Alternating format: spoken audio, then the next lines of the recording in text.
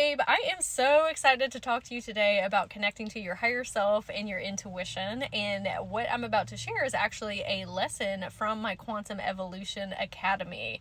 And so we're going to be talking about different tools and different resources in order to help you make more aligned decisions and choices in your life, how to quantum shift into your ideal reality, and how to raise your consciousness and connect with that higher awareness of self in ways that are easy to understand and implement into your life. And I'm also going to be sharing my own life journey of how I've gotten to the place that I am now in my business, but also in life through listening to my higher self and my intuition, because I think it's really beneficial to hear other people's life experiences because it makes it a lot more relatable.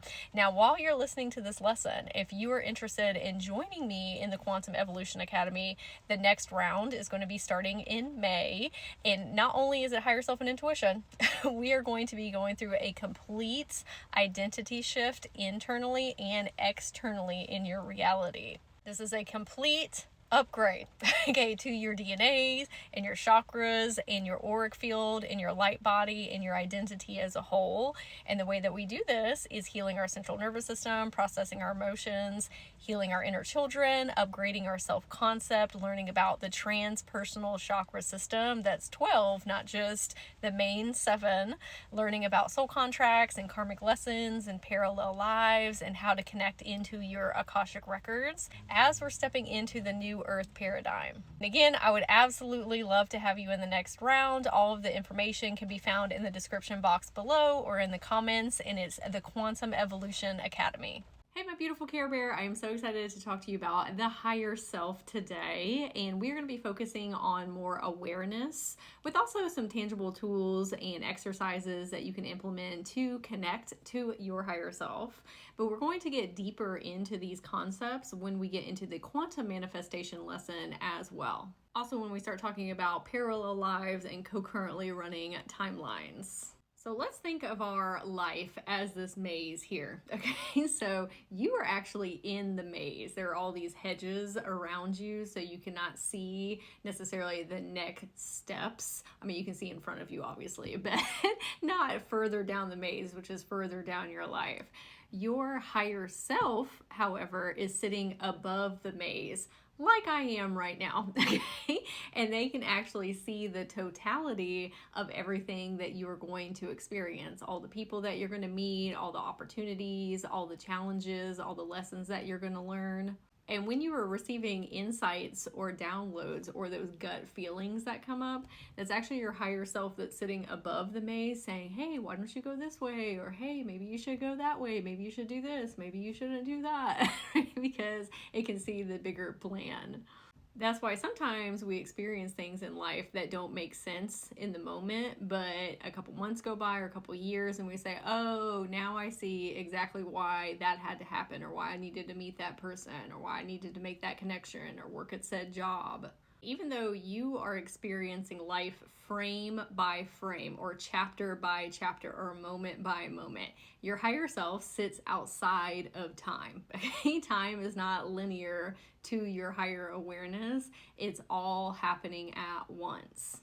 And the way that we hear our intuition or our higher self is through our emotions. That is how our intuition works. It's our feeling of going towards things that are in alignment with our soul's essence. Underneath all the filter lenses and the distortions and the PTSD and the trauma and what society tells us what we are capable of or not capable of, that's why sometimes our channel lines get clogged in hearing our higher self because of all the things we have experienced in this human incarnation. And through going on these healing journeys that we do in our spiritual awakening ascension process, we are taking all of those off so that we can remember who we are before all of those things were placed in our path. All your higher self knows is joy and peace and serenity and magic and whimsy and prosperity and abundance, because that is your natural homeostasis point as creator. as source. And that is what your higher self is here for. And your spirit guides, your spirit team are all here to help you remember that you are the creator of your reality and we can choose to live a blissful experience. Now, are there going to be challenges that come your way in life? Yes. But we're not wanting to equate those necessarily to right or wrong or good or bad. They're experiences for our growth and expansion and evolution, not only in our human incarnation, but for the collective experience and for you as source. The ego mind is here to keep you safe, okay? That is where all of the limiting beliefs and the reactions from PTSD and trauma and all of these memories that we have and triggers and all of that cortisol and adrenaline that never got pushed out of your body, the filter lenses that our inner children and teen wear that cause us to get caught up in these behavioral patterns and triggers that are not serving us. That's your ego mind, okay, trying to say, hey, we've had all these past experiences, and so let's predict our future based on those, even though you consciously in the present know that those things are not serving you. Your ego mind is doing it as a protective measure, which we love that, okay? We never want to sit here and try to bash and berate our ego, because the whole reason that we have one and the self-limiting beliefs that come up are so that we can grow and evolve and expand. We have to have a backboard, okay? We have to have contrast. We have to know what we don't want in order to know what we do want, okay? From that higher self-awareness place. But the higher self doesn't see these things as negative necessarily. It just sees it as experiences. That's a source. It doesn't see things as like good and bad necessarily. It just simply is. Now, do we want to live in higher vibrations and frequencies? Absolutely, because it feels really good. But at the same token, you know, we are human beings, and in order to experience bliss and joy and peace and serenity, we do need that contrast sometimes of feeling fear and anxiety or anger or sadness. But your ego is going to try and make you feel very small and constricted, and it's going to try and make you react to things. Your higher self is going to make you feel in oneness, not only with self, but everyone around you, with the collective, with interdimensional beings as well, you know, things that are much more expansive out of just your 3D reality.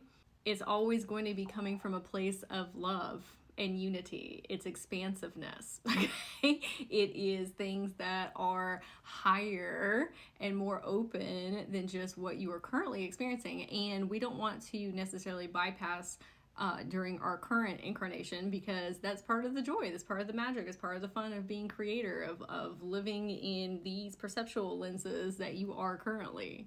And our higher self is always trying to lead us to our most aligned timeline through our feeling states, okay? Like, again, through our emotions of feeling joy and creativity and passion and inspiration and excitement and, you know, those magical feelings. Ego is going to be coming more from fear and insecurity, instability, catastrophizing, limiting beliefs. And the way that we actually shift onto these new timelines that are more in alignment is taking physical action when the higher self, the higher awareness, is giving us these intuitive pings. It's like, ooh, I have a deep feeling in my soul that this would be really fun for me to do, or this would be an avenue that would be really great for me to explore, or maybe this is an opportunity that is coming my way that I need to pull up that confidence within myself and saying, oh, this is the direction and the path that is going to lead me towards my goals and dreams and aspirations. It's when we are not listening to those intuitive pings that the channel lines get really muddled, because your higher self is like, well, you're already not taking action on the things that I'm trying to lead you towards. So then we kind of start dipping back into the shadow work phases of working through those filter lenses and the distortions and keeping our egos in check. Sometimes it can feel really difficult to take those leaps of faith on your intuition, especially if you have been living in circumstances that made you question yourself. And maybe you've been in gaslighting, narcissistic, abusive relationships, either in childhood, teenage years, romantic partnerships. And I totally understand that, because that was me too for many years. So sometimes we have to start really small on the follow through on the intuitive pings, which we're going to talk about more in a moment. If we can start on a smaller scale, we can start to instill and build that trust within self.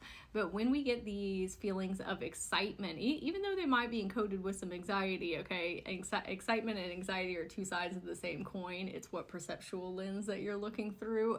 But every time that you say yes to one of those intuitive pings, and then you see the results on the other side, and you say, oh wow, I am in a better place or space, either physically, vibrationally, emotionally, it really helps you start to open up the channel lines to your higher self, because you're like, oh, they're listening.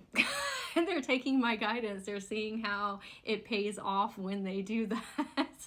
And so I'm actually going to share a personal story of mine about how listening to my intuition was one of the greatest things that's ever happened to me, because it led me to one of my beautiful soul tribe members.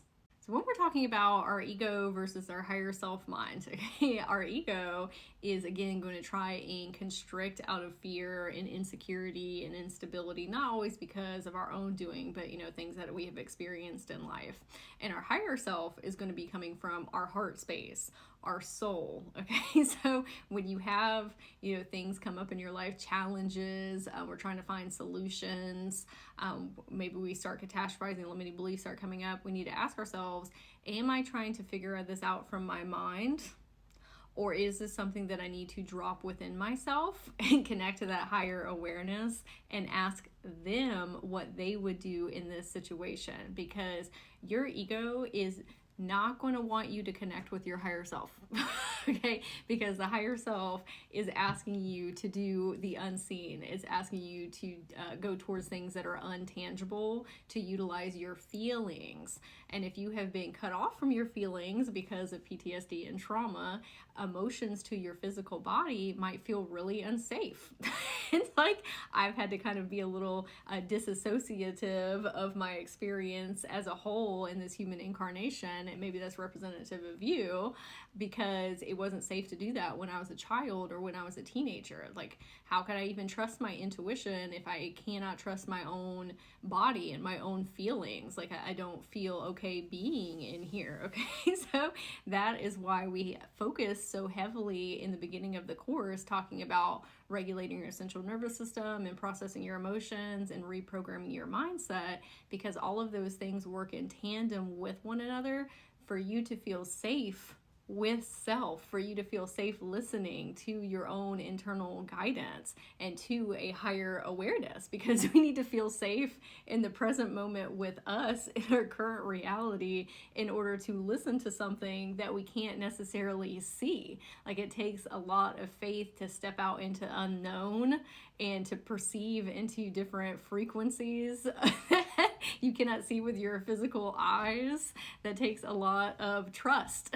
Okay, so in doing all of these practices with your inner children and your teens and your younger versions, you are showcasing to them that you are the higher self now, that you are the guardian and the protector and the guide. And so in doing that, you actually give them a lot more faith and trust that they can listen to an awareness that they haven't connected to yet, okay, more tangibly.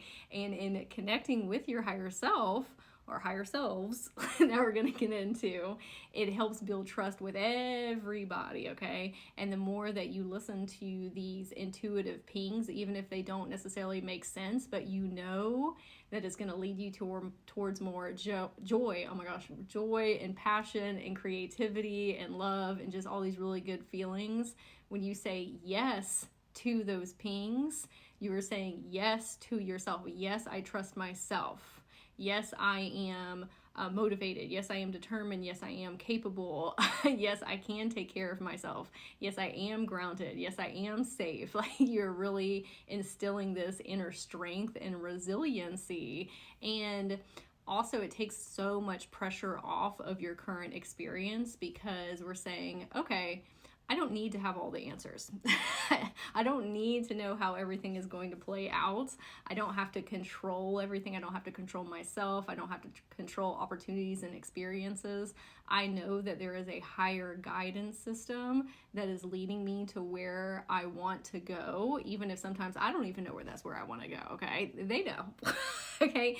Your higher self and source, creator, the universe, isn't going to forget the things that you want, okay, and the things that you desire. Those are encoded deep within your soul. It's us that muddle up our own channels and frames of perception with, well, it's got to be this way and it's got to be that way, and I can't do this and I can't do that. Your higher self is saying, hey, why don't you take a breath and relax, not attached to that ego mind that you're experiencing, and just in every moment that you can, follow your excitement and your joy and your bliss. Even if the choice that you're contemplating is a little bit more in the direction of happiness, take that, okay? Because it is going to lead you to where you're meant to go. Because where you want to go is an exciting place. It's seeped in all of those wonderful vibrations and frequencies that you want to experience. So those intuitive pings are saying like, hey, why don't you go do this? It'd be fun. Or why don't you do this? Maybe we'll go meet some new friends. Or why don't you apply for this job? Maybe it'd be so much better than the one that we're in right now, right? It is the fear of the unknown that really catch us up sometime and block us from our own blessings, when you have to trust yourself in the here and now that, hey, even if these things are not working like I think that they should, sometimes I don't see the bigger plan. And I'm going to share some personal experiences, how this has shown up in my life as well, to make it a little bit more tangible. But if it is something that you say, I think it would be a higher vibration and frequency from where I'm at in my current reality, or it is in congruence with the identity that I am trying to become, what emotions, thoughts, and feelings that they would be experiencing, that they would be taking, where I want to be, either a year from now or years from now, like, what are they doing in their life? Well, from where I'm sitting in time and space right now, do I need to shift my mindset or my actions in order to match that of where I'm trying to go? And again, that's something that we're going to get more to in quantum manifestation and how to make it a lot more tangible. But now we're talking about awareness concepts. But your higher self is always going to lead you to a place of more alignment. We just really need to listen and feel those things that are coming up and take that faith and have trust in ourselves, that even if, okay, there's a fear sometimes that we're going to be making the wrong decisions, but you're going to get to where you're meant to go, period.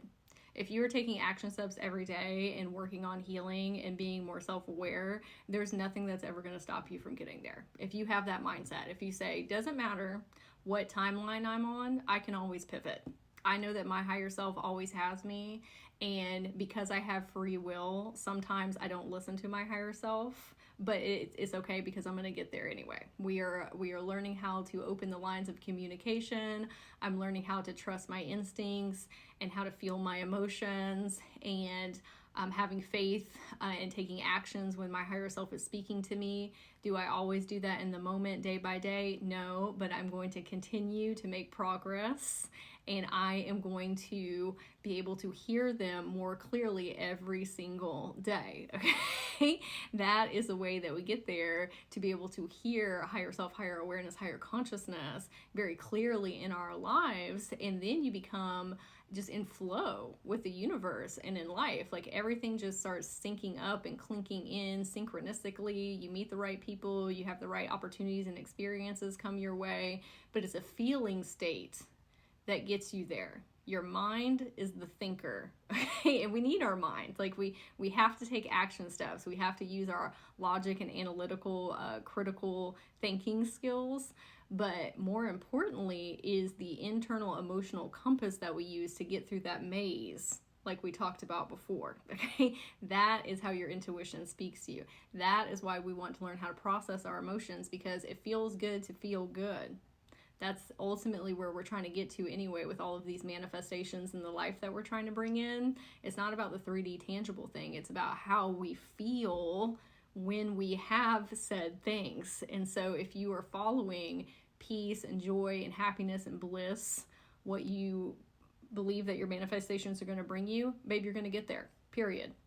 Okay, but it's when we're not taking action steps on the intuitive pings that higher self is sending, is when we have block-ups in our manifestations of a romantic partner that we want, or the career that we want to get into, or the amount of money that we want to have, or traveling all around the world. You can absolutely 1,000,000% get there, but you have to give over some of that control and surrender and let go of how you think, or your mind, your ego thinks that it needs to get there, and all of the fear and constriction and limiting beliefs and all these things that it does to keep you safe. Your higher self says, oh, we don't have those over here in this life that you want to create over here. We are just following the emotional states that we want to experience, and that is the specific way to get there. And so, again, I'm going to share an experience about my soul tribe member. I know this video was a little bit longer, but I wanted to dive a little bit deeper into these concepts before we talked about it. So let's talk about how I met one of my soul tribe members by listening to my higher self and my intuition and my emotional state of excitement. Okay, so one day I was on social media and I saw that in the city where I live, there was going to be a trap yoga event, and I was like, ooh, that sounds super fun, because I love trap music. I used to listen to it very much. I still do sometimes now, but at that time I was very much heavily more into it. Okay, so anyway, so I said, oh, I want to go. But then I started getting very nervous and scared, because at the time I was still identifying with social anxiety, which was a real reality. Like, that was my experience, okay, because of, things from childhood and teenage years, and just being an empath, and, being around people in the 3D realm, which in this context it's not really people from necessarily the 3D realm, because it's at this really spiritual yoga studio. And again, nothing wrong with 3D-ness, but you know what I'm saying. Okay, so I was like, oh, I can't do that. One, I'm gonna look so silly dancing in front of people, especially in such a like sensual type of feminine way. And I was like, oh, what if I get judged, or people are looking at me, or I don't know how to dance correctly? Just all these things that were, ruminating in my mind. And I said, you know what would higher self Sage do? What would the identity do that I want to become, that is very confident and empowered and loves being around people and experiences new opportunities and just great things in her life? I said she would go, even if she was nervous. And honestly, I sat in my car and I cried because I could just feel how intense that was for my inner children and my teens, and scary, because all of those fears that I mentioned before. I'm tearing up now, because it was a really pivotal point in my life, and not only because I met my soul tribe member, but every time that you say yes to yourself, yes to your blessings, and yes to your excitement, it really does help instill so much confidence. And this is the time when I was utilizing that exercise that we spoke previously about. I am working on my confidence, because I didn't fully believe in myself at that moment. And so in doing this, it actually was one of the pivotal moments where I actually said, I am confident. And I made that vibrational frequency shift after this experience, because it was just so profound and impactful. And I'm so happy that I said yes to myself. Okay, so I went to the event and it was fantastic. It was so much fun. There was so many beautiful women there with great energy. The instructor was so funny and caring and kind, and it was just a silly goose time, and everybody was dancing however that they wanted to dance, and it was just very open experience, and it was very healing, not only for me in the moment, but for my inner children and teens. And afterwards, I wanted to personally thank the instructor, and her name was Christina, I was like, oh my gosh, thank you so much. This is so fantastic and wonderful. And she asked what I did, and I told her that I was an Akashic record reader, which is also a really big step for me because I wasn't necessarily used to telling people that at that time. I would usually tell people I'm a life coach, but I could just tell that she was also an energy healer. And so I said, yeah, I read people's Akashic records. And she said, oh my gosh, she said, I've been wanting for somebody to do that for me. She said, would you be able to give me a reading? And I said, yeah, absolutely. I would love to do that. And she asked if I had an office, and I said, no, I usually connect with people online via Zoom. And she said, well, would I be able to come to your house? And at first, I don't really take sessions in my home just because I like to protect my energy and my peace. And she was great, but just, I just like to do the things that I do on Zoom. And I said, you know what? I am going to take a leap of faith because I feel, and I didn't say this to her obviously, but I felt very safe in her energy, and I knew she was a really great person, being able to read energy. And I said, yeah, I would love to do that. And so she came over to my house, and we had such an amazing session, and it was so powerful, even more powerful because it was in person. And that really taught me the lesson of not being so scared and not trusting myself, because that was also an underlying thing of, oh, I don't usually do these in person. I do them on Zoom, and it's kind of like a different context, a different energy. And so it just helped me in a lot of different areas. Okay. So then she posted something on her Insta stories about having this session with me. And there was this girl named Maisie on TikTok who actually reached out to me, and she said, hey, I saw that you're friends with Christina. She's actually a friend of mine too. And I've actually been watching your content for a really long time. Can I ask if you live near Atlanta? And I was like, oh yeah, I live about 2 hours away. And she said, would you want to have lunch with me? And I said, yeah, I would love that, because she was also a yoga instructor. And so we ended up meeting up, and we just fell in love. Okay. She's my soul sister. Okay. She is such a beautiful star beam. She's amazing. She's so compassionate, my beautiful Capricorn. And she is one of my most beloved soul tribe members. We just, I know that we have had many incarnations with one another. And so it was such a blessing to be able to bring her into my life, but then also have those experiences with Christina, the yoga instructor, of, going to her trap yoga class and then having her in my home and giving her that Akashic record reading and helping her heal. It was just all around amazing for everyone. But the way that I got there is by listening to my intuition and that higher self-awareness ping of, oh my gosh, it would be so exciting and fun to go to a trap yoga class, and not listening to my ego, the one that was saying like, oh, you're gonna look silly, you're gonna look dumb, just all these constrictive feelings and limiting beliefs. I said the higher self-awareness identity of Sage does not listen to those things. She recognizes and she honors them, and she alchemizes and transmutes them and explains to them why these are not in congruence with our new vibration and frequency and the places and spaces that we're going to. And in doing that, I met one of my closest friends who I am still friends with today, and I love her so very much. And there's just been so many representors of things happening like that in my life over and over and over again. And I'll give another quick example. Okay, so the other day, like this was just the other day, that was years ago. It was just the other day, I was contemplating going to an orchestra, and it was kaleidoscope themed. There was going to be 100 different artists that were singing, dancing, opera, all different types of music wonderment. Okay. But I was like, oh, I need to do work. I need to do more things for my business. And honestly, I was coming from a lot of lack and insecurity and instability and fear and all of these things. And I said, what would higher self Sage do? The identity that I am shifting into that has just thriving in all areas of my life. And I said she would go to this orchestra, because that's going to fill back up her magic cup and bring so much more clarity and direction and help her feel connected to source and connected to her soul and her magical essence within.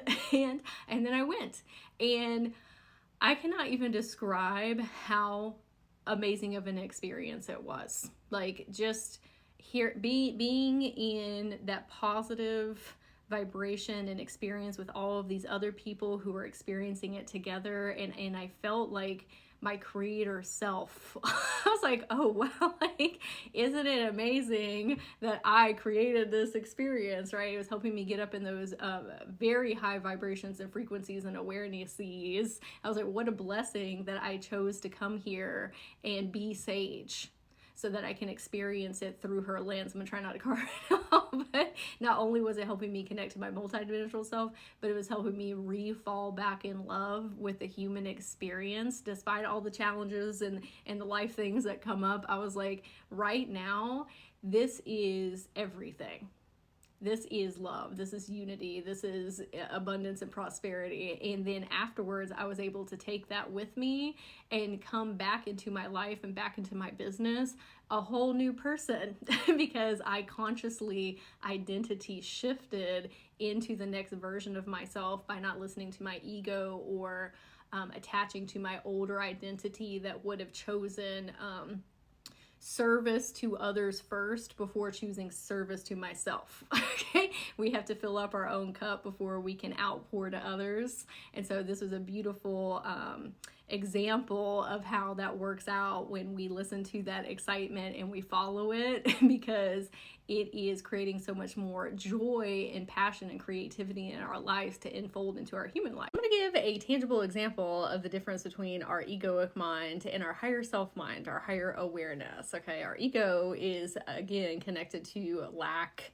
scarcity, limiting beliefs, PTSD, trauma, all these different things that are filter lenses and distortions that cause us to think that we are separate from people, separate from ourselves, separate from, in this case, money, which we're going to be talking about. But your higher self is always going to be coming from a place of unconditional love and grace and empathy and compassion. That is where you are going to receive the new insights or the downloads or have that energetic shift that you are seeking. I'm going to share a video that I made with you in just a second, but I wanted to explain a little bit. And so I woke up this morning and I was feeling a lot of anxiety and self-limiting beliefs and fear around like finances and money. And automatically my brain went to, okay, well, we need to do more. Obviously, we are not being enough, right? It has to do with my self-worth and my value. And I said, every time that we have gotten in one of these fear vortexes, we start catastrophizing and then making all of these fear-based reactions, these fear-based choices, and that doesn't actually take us anywhere. It doesn't actually bring more money in, because everything that we create from that place, whether it's a new masterclass or a live or a program or just anything really, it carries that vibration and that frequency with it, and it's actually a repellent because on a subconscious level, people can feel that in your energy field. So we need to switch gears. Okay, what can we do to have an internal shift with our money mindset, with our finances and prosperity and abundance? I said, I really need to drop within my heart space and figure out why these things are coming up, right?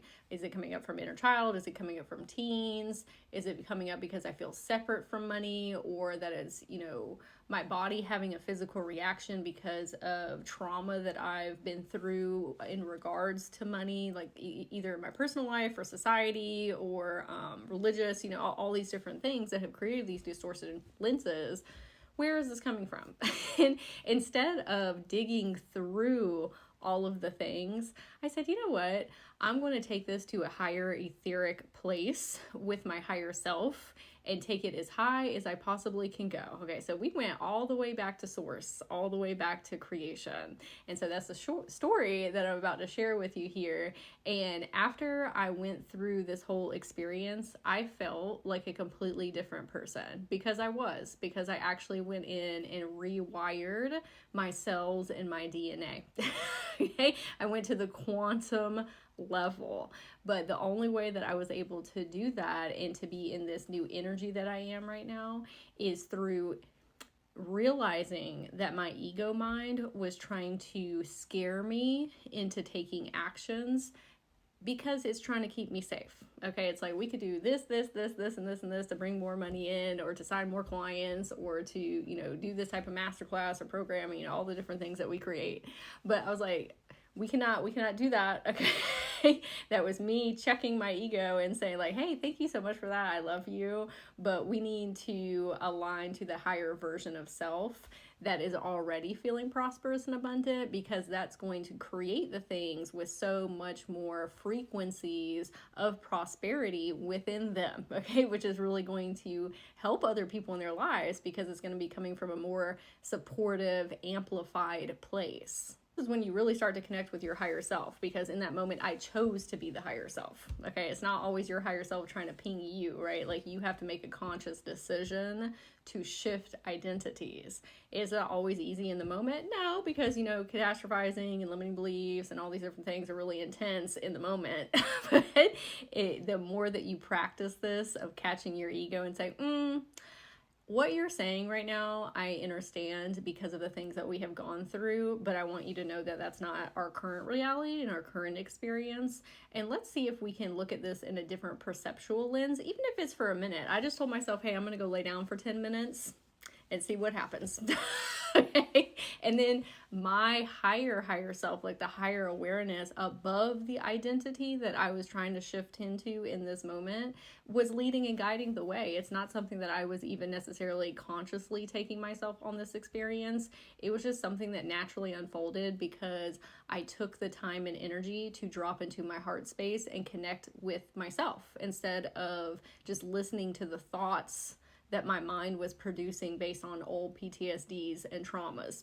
I said, today I'm going to choose love and joy and creativity and prosperity and abundance. And I know the way to get there is by dropping into my heart space and experiencing more love.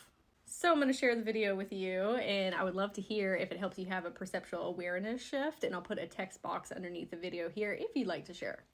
Instead of manifesting money, we are going to become money, okay? Because when we are seeing it as something that is outside of us, that is creating separateness and distortions, and that's when all of the limiting beliefs start ruminating and saying like, oh, I got to do this and do that to receive it.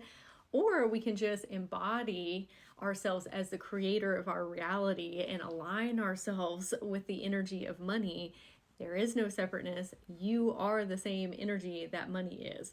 And so I sat on my bed and I closed my eyes and I went inside of myself to go talk to the cells in my body. Okay. And I imagine them almost like these little koosh balls with little feet and arms and eyes. They're really cute. And I said, hey, I want to talk to everybody here today. And they all came forward and I said, you know, sometimes we really identify with our physical body, okay? Our arms and our legs and our eyes and our nose and our teeth. And that is one facet of us. I said, but that is just a material form. I said, I actually want to show you what you were before you became a human being with cells. And so we went all the way back to source at the beginning of creation when there was nothing. Okay, it was nothing, but it was also everything. It was just peace and stillness. And I said, all there is us. And they said, oh my gosh, it's just us. And I said, yep. I said, but we decided to split ourselves into all of these different experiences so we could have a reflection back and hang out with ourselves and have fun and learn and grow through these different lenses. I said, one day we just decided, hey, what if I create all these different versions of myself? And then we made the planets and the stars and the moon and the earth, and we made trees and plants and animals, and we made us as humans. I said, it's kind of like all of those are cells of the universe, us as source, the creator. I said, I want you to look at everything that has ever been created. It's all the same energy. It's literally us. We just look different in these different forms. I said, I want you to look at money over there. Okay, and there was like a big old pile of money. I said, I want you to look at the energetics of that. And my cells were like, oh, it's actually the same. It's our creation. We created that. It's just a different form of self. I said exactly. The same cells that are in the money are the cells that are within us in our human form, and the cells that were in us when we were creator and source. There is literally no separateness. I said, we are money. There is nothing to attract. There is nothing to align to. There's no more manifestation rituals that we need to do. Those are great, and if they make us feel really good to do them, wonderful. But at the end of the day, being able to receive large sums of money is more coming to that level of understanding of it's your creation in the first place. There cannot be any separateness or distortions. Those are untruths. The true nature of your reality is that you created it in the first place. I'm going to share some insights from a multidimensional chakra scan that I just did with a client in their Akashic records, because it will help us with understanding, connecting to our higher self and our higher awareness, and letting go of control and surrendering to divine timing and the cosmic flow of life. Okay, so when I went into their fields, their energy body, which is a representor of their physical self, the incarnation here, was feeling very lost and confused, going through a dark night of the soul and having some anxieties about shifting into the new identity. And one of the reasons is because we have the New Earth paradigm that is happening right now in the collective experience. And some of the fears were coming from not wanting to leave people behind. And I was explaining that, everybody has to make their own choices, okay, and how they want to mitigate their own lives and their relationships and their careers and these higher vibrations and frequencies, and believing in spirituality, not necessarily in a constrictual form like religion or culture or all of these different facets that make us feel kind of boxed in a little bit, but spirituality more in the fact of tapping into these higher awarenesses of self, and not always needing to have a exact plan of the unfoldment for your life. Okay, and I was explaining that sometimes as empaths and light workers, we have a tendency to try and meet people where they're at and relate with them. And so we will actually downshift our frequency and our consciousness. And this is where we see things like codependent relationships or trauma bonding, or being in complaining with other people, or drama, and you in your own time and space, maybe in your home, okay, away from other people, live a very different existence. But then we get around people who are much more in the 3D realms of things, which is totally fine. This is not coming from a judgmental space. We have all been there and still are there. There are days where I'm very much in the 3D, right? But I do take the time and energy to figure out why I am getting pulled back into those realms so that I can relaunch into the higher realms. And sometimes we need to do that in order to, implement and integrate things into our lives, lessons and challenges, and also to be of service to the community and the collective as well. But I was explaining that oftentimes we are disservicing self and disservicing other person.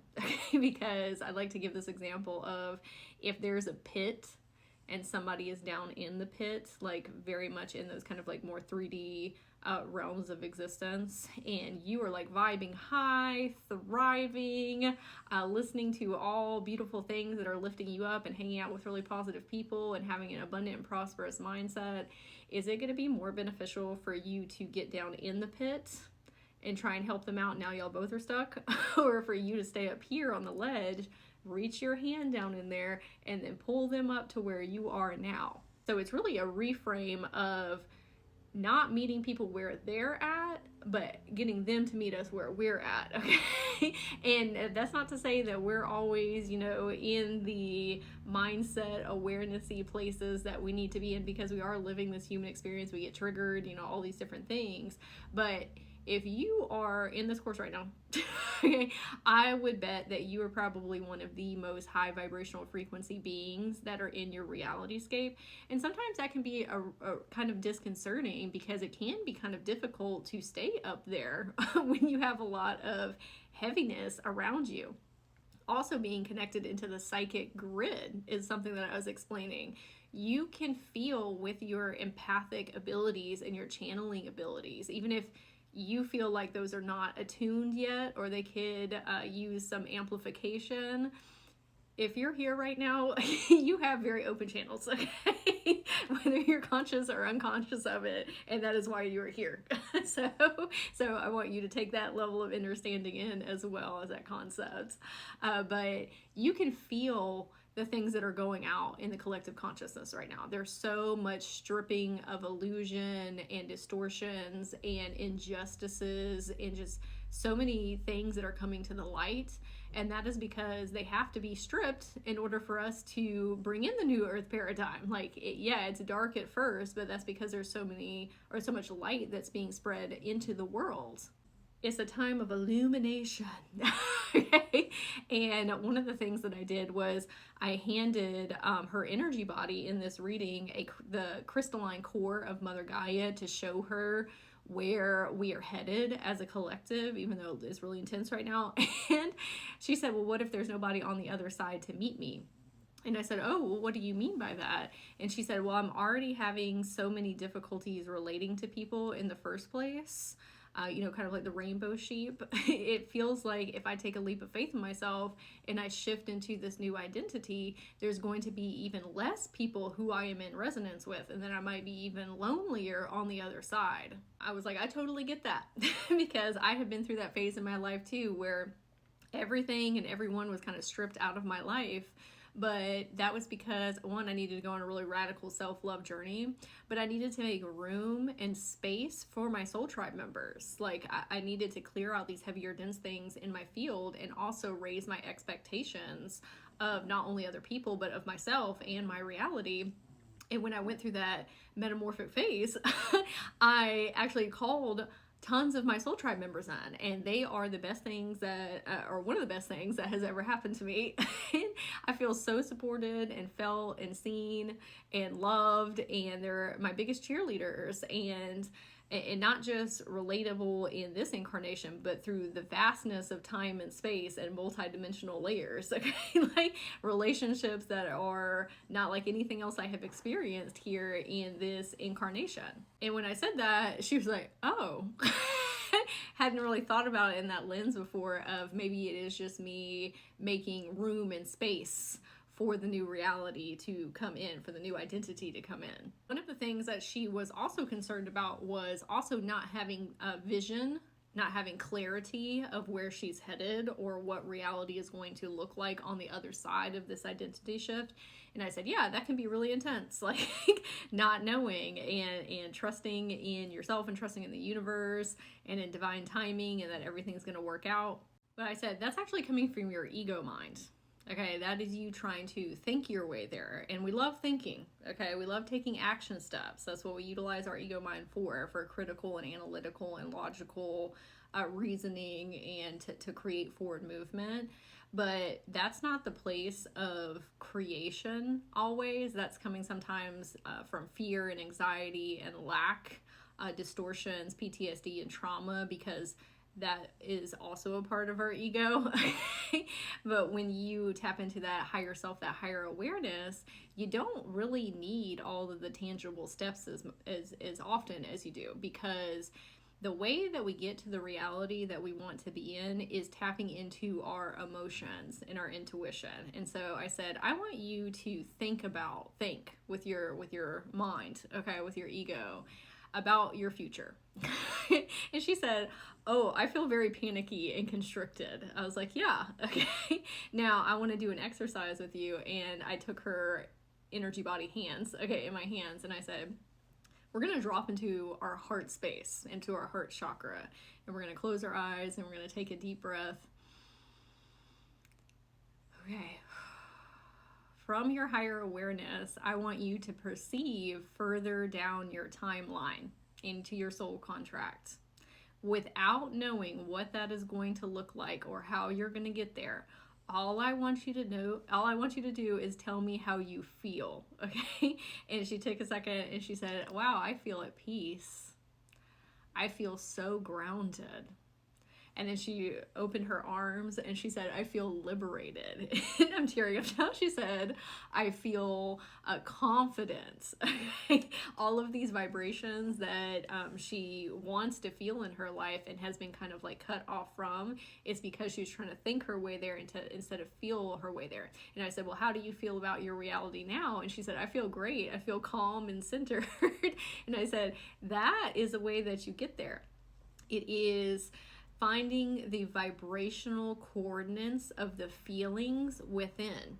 And then you are a frequency match for that reality. And that's when you get the intuitive insights and the guidance, and you get those steps that you are looking for, because you're not coming from a place of fear and insecurity and lack first. Okay? We are raising our vibration and frequency first, and then pulling down that information. Because fear and anxiety only beget more fear and anxiety, and then we take action steps out of lack, and then we kind of start grinding our gears, and we're not creating a lot of forward movement, because now we're headed down a negative timeline, and your body and your soul and your spirit don't want to take you down there, because ew. Not you to you, but we don't want to feel those feelings, right? And so you have to feel the feelings within first. But when we start thinking about all of the action steps and the wins and the hows, is when the ego filter lenses start blocking our vision, okay? So you have to let go of all of that tangibility and say, I'm simply going to rest in the feelings that I want to feel when I get to my desired reality. It doesn't matter what's in it. It doesn't matter. It doesn't matter what the career is. It doesn't matter what the house is or the finances or the travel. Again, your soul knows what those things are deep down inside. You're not going to forget. Okay. And they might change as you grow and evolve. There's been so many manifestations that I thought that I wanted. No, one, because I was coming from a small constricted space and I wasn't dreaming big enough.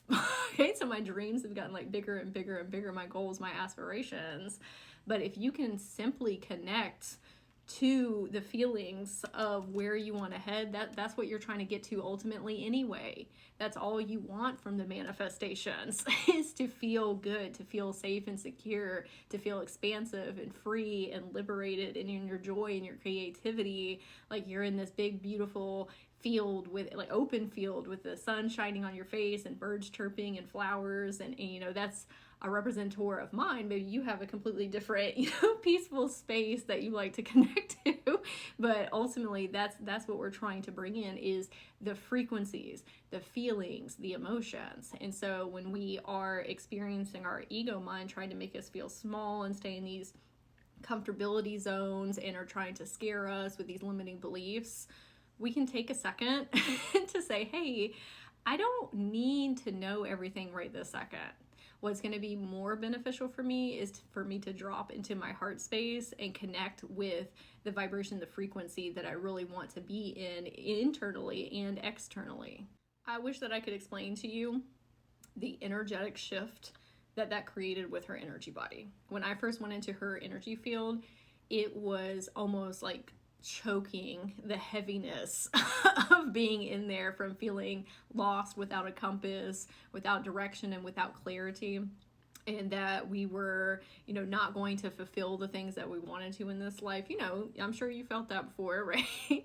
And by simply tapping in and saying, let me feel my way down this timeline and sit in this for just a couple of minutes, it completely repivoted towards the most aligned timeline for my client, because none of the steps matter at that point. And, that's not to say that action steps aren't important, because you will have to do that. That is a part of manifestation. We are a co-collaborator with our higher self and our higher awareness and source, okay? So there's things that you have to do on the human level to get this forward momentum going. But I was explaining that when you're looking through your ego mind, with all the constriction, you have to take so many more action steps. like so many more. And thinking takes a lot of energy, especially when it's rooted in fear and anxiety and panic. And so again, you kind of just start grinding your gears and going down negative timelines.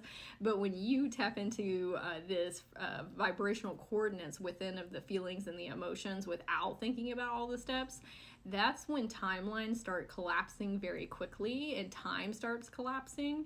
And that's when the opportunities and the experiences and the people that you need to connect with in order to fulfill your dreams and your visions and your aspirations, they start coming into your reality so much quicker, because you are rooted in peace and love and joy and magic and whimsy and safety and security and liberation and freedom.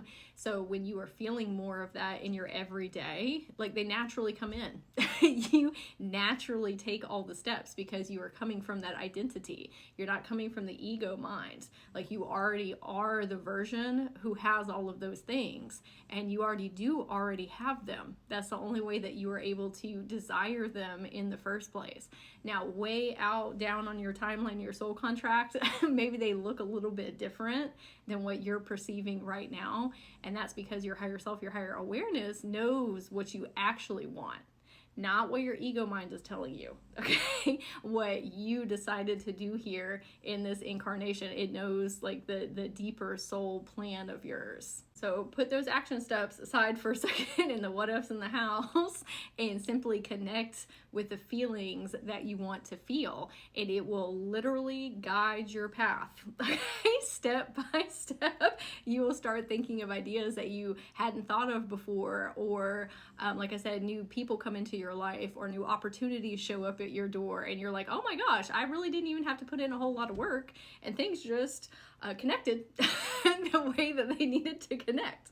That is a form of quantum manifestation, where you're utilizing a lot more of your feminine energy opposed to masculine energy. And they're both beautiful in their own right, but masculine energy oftentimes has a lot more to do with our egoic mind, which we still need that to create different things in our life. But when you tap into feminine energy and connect into your intuition and your emotions, that's when we really take manifestation to the next level. So I would try that today, okay? Think about your desired reality without the actual 3D tangible manifestations, and just the emotions and feelings that you want to experience on a more day-to-day basis, a permanent basis, or as much as you can. Obviously, you know, we're still going through the human experience, but what are those wonderful feelings and frequencies and vibrations, and sit inside of that and say, I'm on my right path, and I know I am, because if not, I wouldn't be able to feel these. Like, they are on my soul path, on my soul contract, and I'm connecting with them right now. And I know that I will receive the right insights and downloads and guidance, as long as I'm taking the time to connect with that future version of myself, my higher self that is already in that time and space.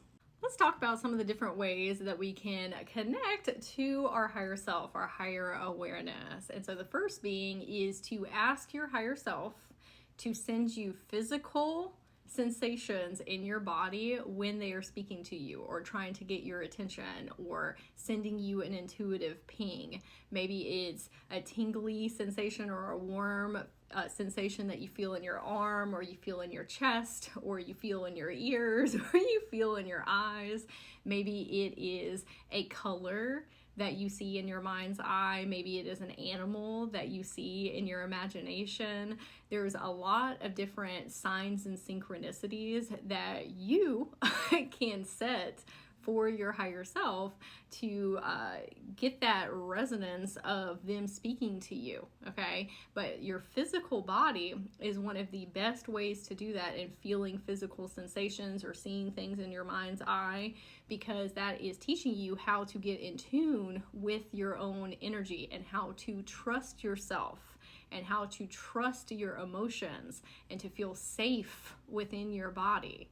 Because when you get higher into channeling, okay, and you are working within different frequencies and dimensions and with different type of interdimensional beings, or the animal consciousness, or working with different people in different timelines, or working with inner children and people's Akashic records, or all of these things within yourself. Maybe it's not something that we're wanting to do with others, but just for our own. There's going to be a lot of interesting frequencies that you feel, a lot of different emotions. There's going to be a lot of things that are correlated with PTSD and trauma that bring up a lot of different sensations in your body. And so in doing exercises like this with your higher self of, hey, can you help me feel a certain type of way in my body or see something? It is, again, helping you feel safe in your body with having these energetic shifts within, if channeling is something that you want to get into later on, or maybe you are in that right now. So if you are already a proficient channeler, you can still apply the same concept and saying, hey, I want to have something very specific happen in my body. And if it doesn't happen, that doesn't mean that anything's wrong necessarily. It takes time and practice and belief. Okay? Remember that these things are unseen. These are intangible. You are asking to have faith and trust in that higher awareness that you cannot see with your physical eyes.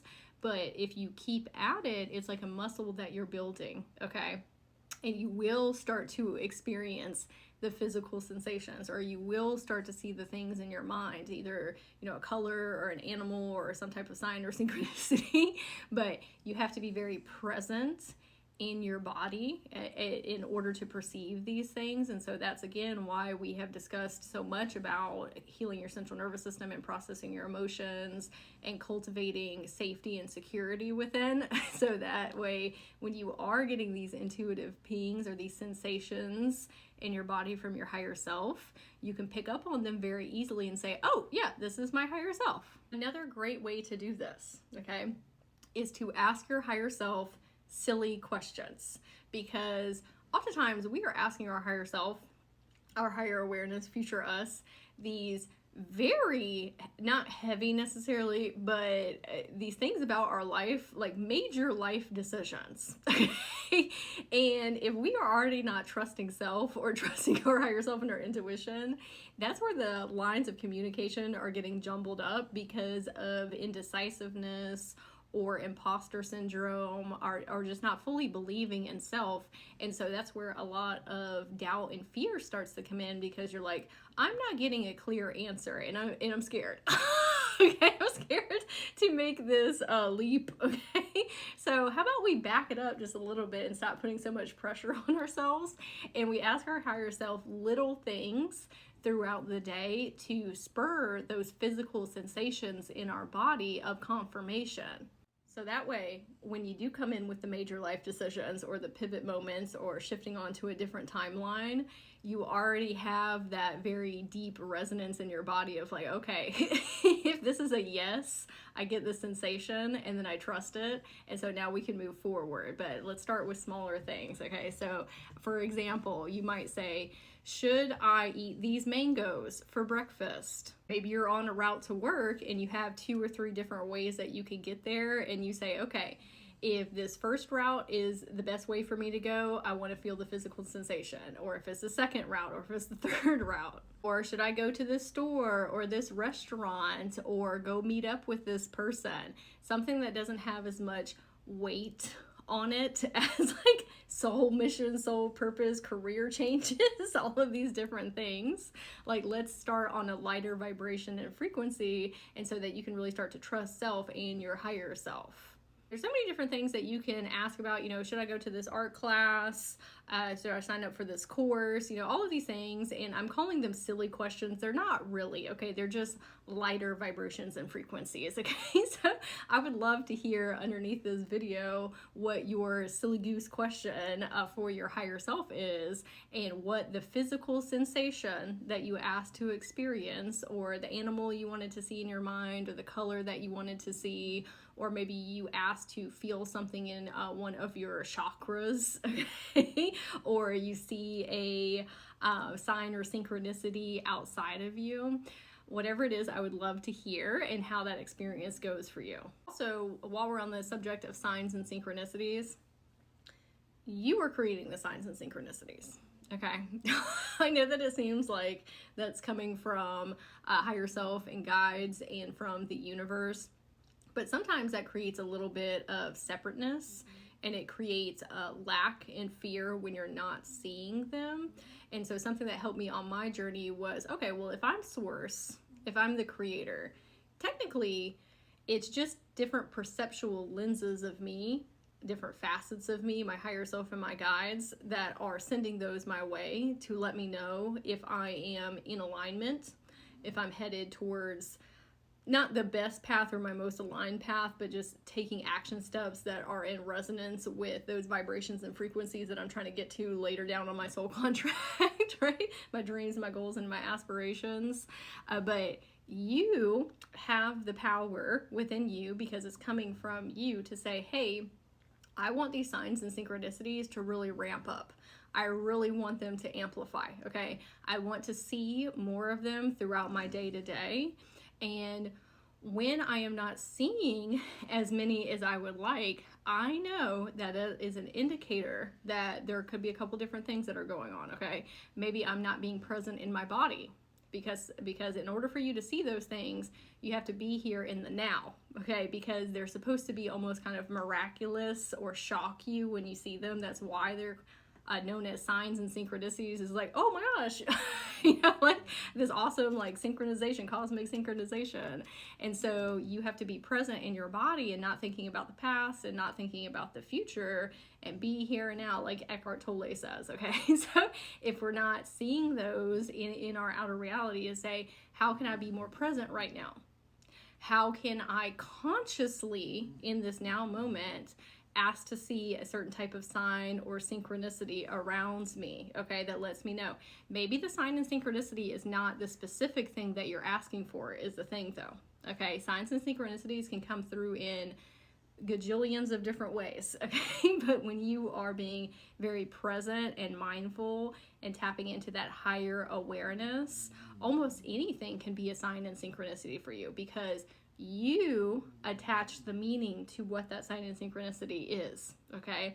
It's going to be a individualized experience. Like with angel numbers, there's a collective consciousness of what those angel numbers mean, but they can mean different things for different people. It's great to have a reference point and a guide of like, oh, what does 111 mean and 555 mean? But it can literally mean anything that you want it to mean in your life, okay? That is taking back your power as source and the creator and saying, hey, ultimately I'm creating these things. I can amplify them if I want.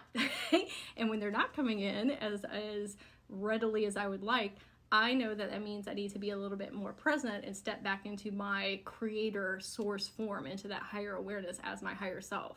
One of the things that I like to do to connect to my higher self and to shift up into that identity, okay, and kind of put my ego mind at bay for a moment, is to find soul places. Okay, these are what are known as a place that helps you feel very at peace and calm and centered, and kind of helps you step outside of your human incarnation momentarily. Okay, or maybe not even momentarily, but sometimes for like a hot minute. Okay, but this is you being in that flow state, being or feeling like you're in one with the universe and kind of all of existence. And so that can look a lot of different places for you, depending on what it is that you enjoy. But for me, there was a botanical garden in my city that I used to go to all the time, because it had lots of flowers and there was a fountain there, and I found a fairy portal there as well. But every time that I went, it really just helped me raise my vibration and frequency like so much. But there's so many other places too. Any type of park or anywhere that I can go to a lake or go on a nature hike, like deep into the woods, going to metaphysical stores, going to sound baths, going to see my friends on Zoom, like all of my soul tribe members together. Like there's lots of different places that help me just put aside all of the fears and the anxieties and the worries and the doubts for a little while, and then you kind of like snap back in and integrate and implement. And a exercise that is really beneficial as well is when I go on a walk, whether it's, around a lake or deep in the woods or on a trail, I will pretend that I am not Sage. Okay, and not just going out in nature. Like, I'll do this if I'm going to a concert or a comedy show or going to the orchestra, like I spoke about, just anywhere that I'm trying to fill up my magic cup and not be thinking about work or thinking about bills or thinking about, all of the things that we have to take care of as a human. Okay, I say, I am disconnecting from that right now for a few hours. I'm not going to be on my phone. I try my best, but I say, when those thoughts came up when I'm experiencing these fun things, and it's like, oh, well, you have this and that and this. I'm like, what are you talking about? I have no idea. What is soul harmony magic? I love my son, obviously, and my dogs, but I'm like, I don't have a dog, or I don't have dogs. I don't have my son. I don't have a business. I'm literally just a soul here experiencing this right now. Like, I don't know what you're talking about. And sometimes when you disidentify with those things just for a couple of hours, it makes such a difference in you being able to be present in the moment and fully immerse yourself in these experiences, so that when you do finish up with them and you jump back into your human incarnation, which you're still experiencing as a human, obviously, but we're just detaching from the things that are lower vibrations and frequencies for a moment. It really makes a huge difference. And so I would try it. Find you a soul place that really makes you feel expansive and liberated and free.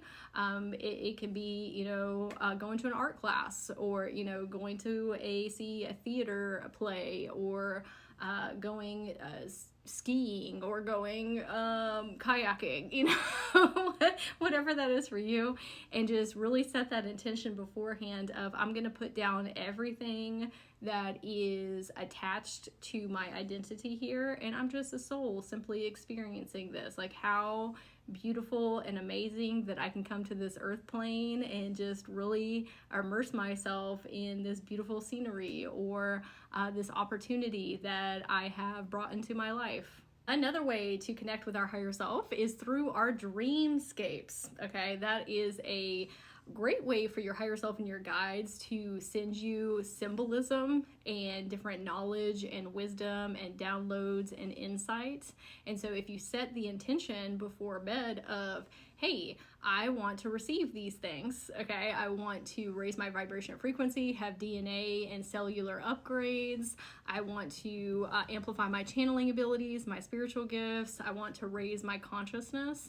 They will send you information.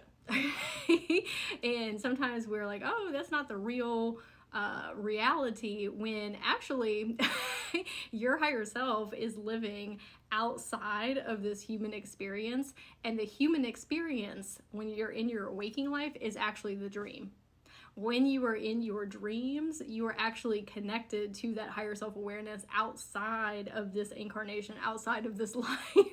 And so you are actually within your dreamscape connected to the bigger facets of yourself. Okay, your human is still part of you, right? But we can connect to these more expansive, illuminated, wise, divine essence of self. And again, you are as a human too, but you just have a lot more access up there. Okay, so if you ask to be sent messages and signs and synchronicities and symbols before bed, you can receive a lot of guidance that way. Now, when we are going to bed, a lot of times that is when we are ruminating about things that have happened throughout our day, and sometimes we're going to bed stressed, okay, and anxious about the next day, okay, and whatever energy that you leave yourself in is where you will pick it back up. And so if we're going to bed with fear and anxiety and catastrophizing, you're going to start your day off like that too, okay? And when you wake up is when your body is in its highest cortisol state, stress state.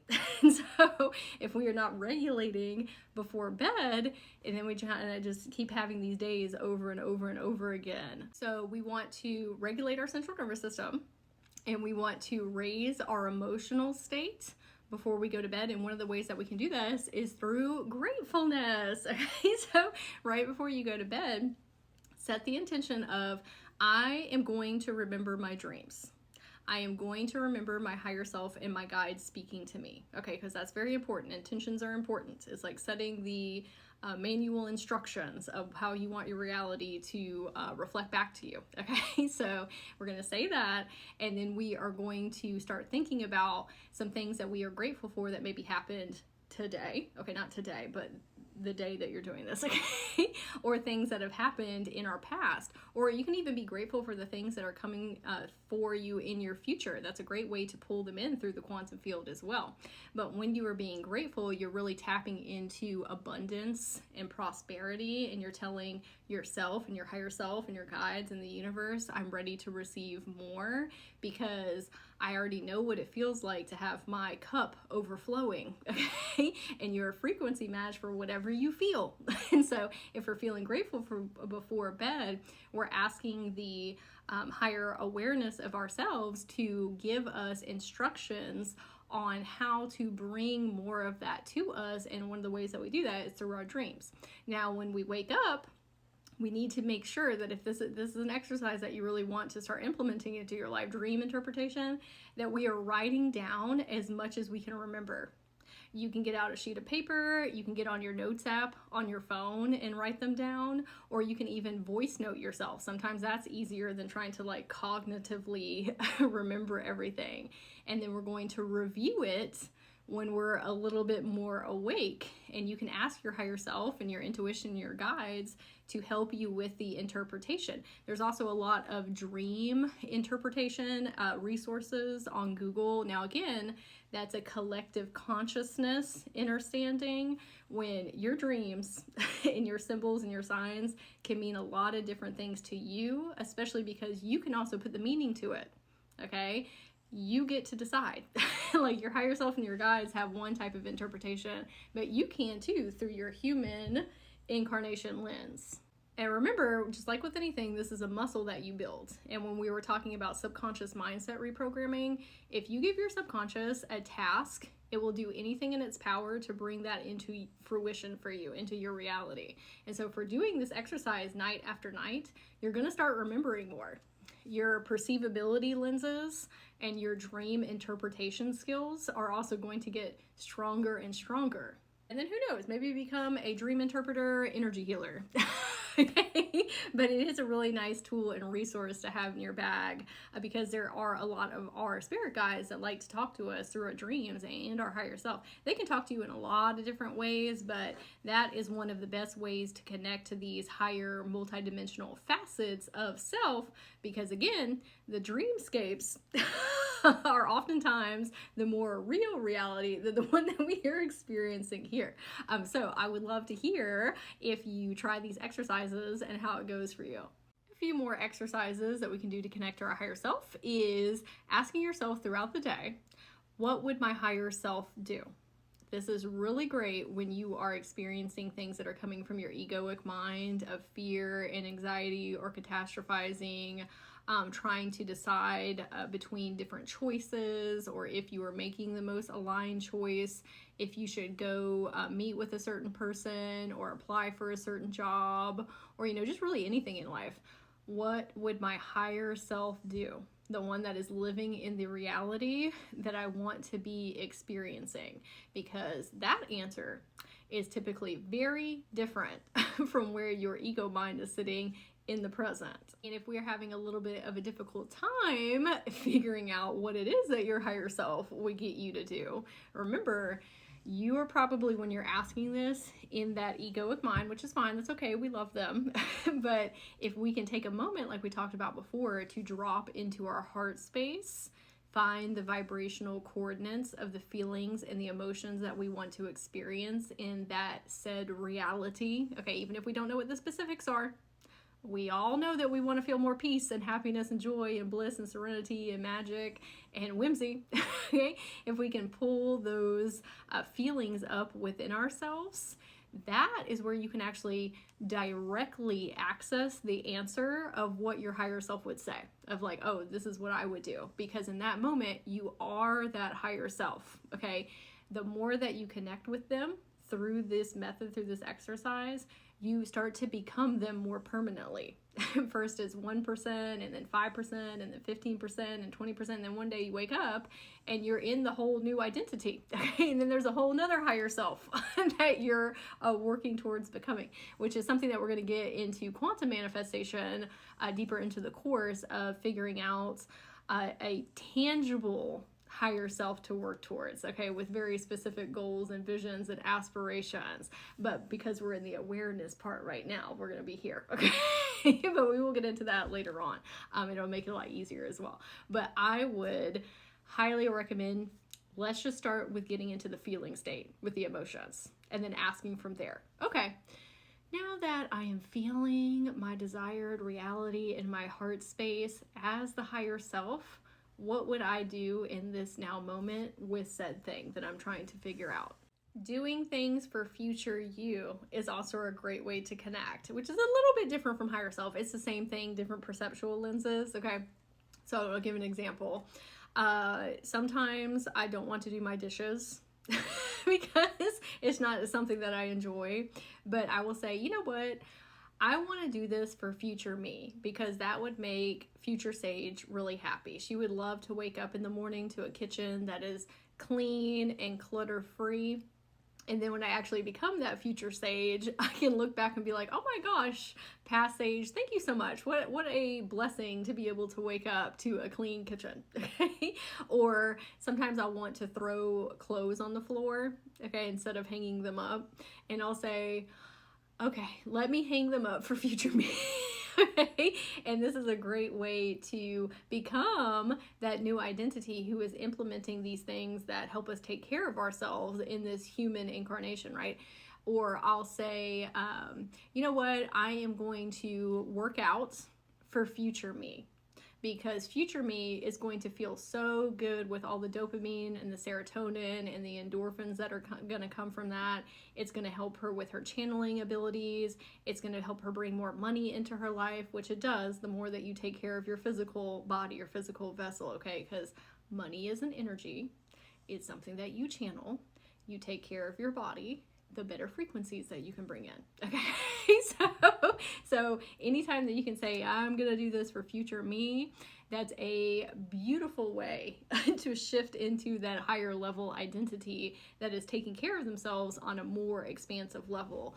Or one more example. So if I am TikTok scrolling late at night, okay, and I just past my bedtime, sometimes it helps me to say, this is not serving future Sage, because future Sage is going to be very tired and grouchy, and she's not going to be able to show up in the capacity that she wants, either, you know, with her or her son, or relationships, or with her clients. And so I'm going to go to bed for future Sage.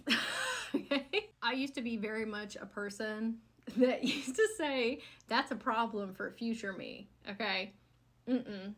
That is why we were stuck in life. That is why we were not making any forward movement. That's why we were feeling the way that we did, like with the anxiety and not healing and looking at the things that we needed to look at. And that's why things were going so chaotic in our life, and just things breaking down because that future never came. It was just a regurgitation of not doing the things that we needed to do, okay, and not taking care of ourselves ultimately, okay, in the present or in the future. And so now I try and come in with that different mindset of, I'm going to take care of future me as best that I can, okay, because I know that that's good for me. I know that that's good for her. That is going to cultivate a lot of shifts in our reality, and we're just going to feel better overall. Lastly, to connect with our higher self, you know, when I first started on my spiritual awakening journey, I could not hear my higher self. I couldn't hear my intuition because, again, I was very cut off from my emotions. I didn't trust myself, you know, all of the things that we've been discussing thus far.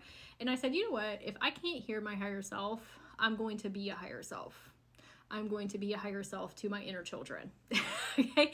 I'm going to learn how to be a leader and a protector and a guardian and how to help them heal. And in doing that, I opened up the channels not only to my inner children, but then also to my higher self, because I taught myself how to be one. So of course I'm a frequency match to hear the one that's above me. Okay, not above, but like higher vibrations and frequencies. And so all of the things that we have been learning about in this course are going to help you be able to not only connect to your higher self, but also to connect to these multidimensional facets that are outside of this incarnation with your quote unquote past lives. We know they're not past lives, okay? They're all concurrently happening at one time, but all these different timeline versions of you. Working with your inner children is one, helping you absolve PTSD and trauma out of your body. It's helping you process your emotions. It's helping you reprogram your subconscious. It's helping you see what is an actual capability of you achieving in this life, not inside of the context of what society, religion, or culture has told you. Okay, this is a complete and a total identity shift, okay? And you understanding that you are creator and source. And one of the ways to do that is through working with your inner children and your teens and taking all of those filter lenses and distortions off of them. But in doing that, you are actually teaching yourself how to timeline jump in your Akashic records. Even if you're not at that place consciously in your mind yet, I wasn't either. That was not my intention. It was not my intention to connect with these different timeline versions. I didn't even know that was a thing at that time. But when you are going in at these very deep levels within yourself, what you're actually doing is learning how to do soul fragment healing and how to do reintegration of these split off types of consciousness that have happened within you because of PTSD and trauma. Well, in doing that, you learn how to access these more expansive versions of yourself and how to channel and frequency find different timelines, because technically your inner children are different timeline versions. Okay, the way that I teach in this course in the methodologies is not just going back and healing a memory. It is actually going in within your Akashic records and speaking with your inner children in real time and helping them get out of these energetic timestamps that they've been caught in that cause behavioral patterns and triggers and all of these things. But it's a lot deeper level of work, which we're going to get into with Inner Child Healing Part 2 and Akashic Records and Soul Contracts and Parallel Lives and all these different things. So I'm super excited. And so I know we've been kind of doing the grunt work with the heavier parts, but that's what's needed. That's that shadow work, those metamorphic phases that we go through in order to open up our channel lines and open up our awareness and just feel better overall in life. Okay, so getting you prepped and ready to do this reintegration with these soul fragments, which I'm so excited to get into with everyone. Just remember, the work that you are doing with yourself right now, even though it's kind of like climbing up that mountain is a little more difficult in the beginning, once you get to the top, it's a lot easier, like going down a lot more smoother, right? I'm gonna share a little bit about my life story and how I have gotten to the place that I am right now by heavily listening to my intuition and my higher self, and jumping out into the unknown and having leaps of faith, and how that worked out for me, and it's still working out for me to this day. And I think it's really beneficial to hear other people's experiences and their perspectives, because then we can relate it back to self, and it can give us some confidence, especially if these are newer things that we are implementing into our life. Because there was a time where I was very much cut off from my intuition and my higher self. One, I didn't even know what those things were, back in the day. And I was running on a lot of fear programming and PTSD and trauma, and really just reacting to things in life, taking them personally, thinking that people were always judging me or didn't like me, didn't want to be around me, that I was too much, that I was too sensitive, that I was the rainbow sheep. That there was something inherently wrong with me because I didn't seem to be able to get along with anybody in my life on a deep soul cellular level, when none of that was actually the truth of the reality that I was headed towards, where now it's, all these magical people in my life, my soul tribe members, my community, my students, like everybody in my life, and all the experiences are just on a completely different vibration and frequency, and in my own personal life too. I used to deal with a lot of anxiety and depression and eating disorder and body dysmorphia, social anxiety, just a lot of pain in my physical body, being very much in my inner child and teen states of consciousness, not being rational, being very impulsive and not responsible, and being very negative and drama filled, and all these different things. And so it has been a lot of, I don't want to call it work necessarily, but awarenesses to get to the place I am now. But I wanted to share some stepping stones that have gotten me to this place where at the time I was very angry and frustrated at the universe, because I was like, why are things not working out the way that I want them to? Why am I not in the job that I want, or have the money, or the relationship? Like, why is all this negativity always surrounding me? But one of the reasons that is because, the things that happened to me earlier in my life, also because I wasn't healing the things that needed to be healed, or looking at the things that needed to be looked at, because I didn't realize that everything externally was a projection of my internal state, whether that's from trauma wounds or my ego, or not loving myself and having very low self-confidence and self-esteem. And so in doing all these processes that I am teaching inside of this course is how I was able to clear all of these things out. But let's talk about soul path and soul mission for a moment, okay, my experiences. So back in the day, years and years and years ago, okay, seems like forever. I don't know if you've ever felt like that you've just been like a different person so many times, like shifted identities. But I used to work at a vet. Absolutely love that, because I love animals. Okay, even though I was very highly allergic to cats, which is really funny because I'm not as allergic now, but I was really allergic to cats. I still love being there.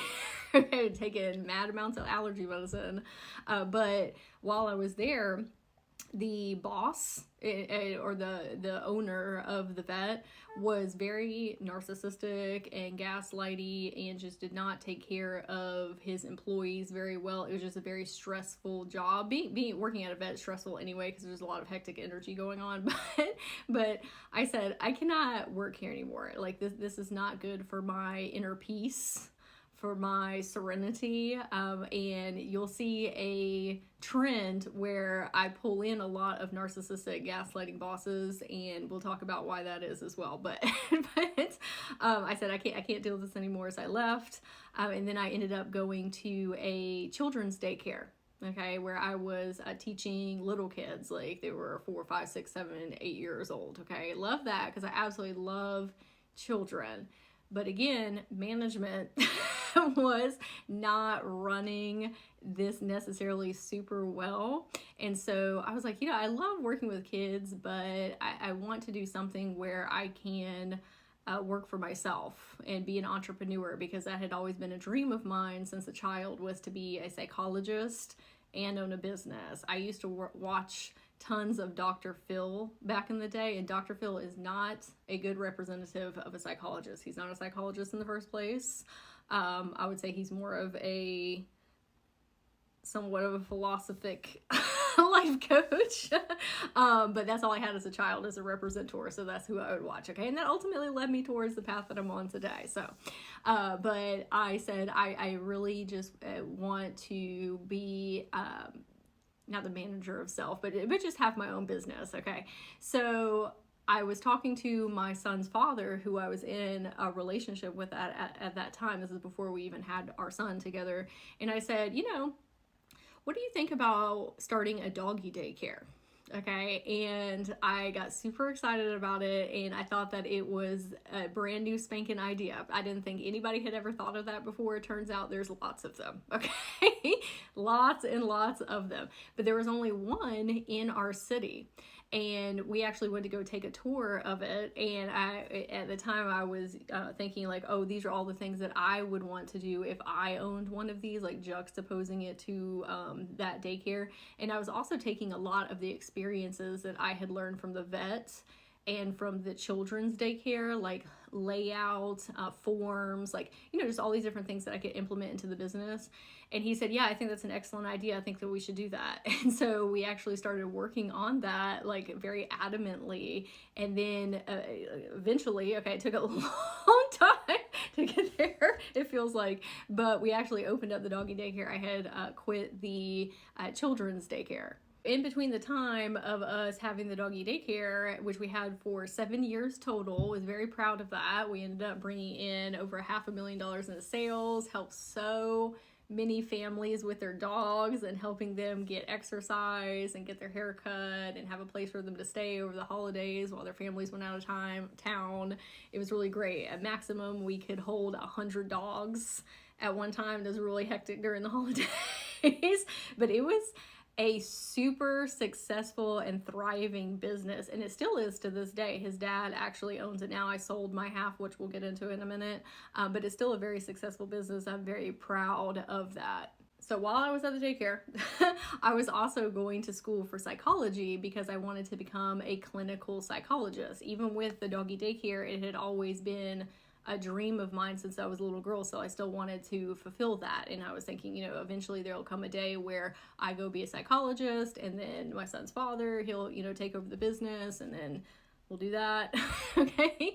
And along the way, I got an intuitive ping, okay, from my higher self that this is not the path for us.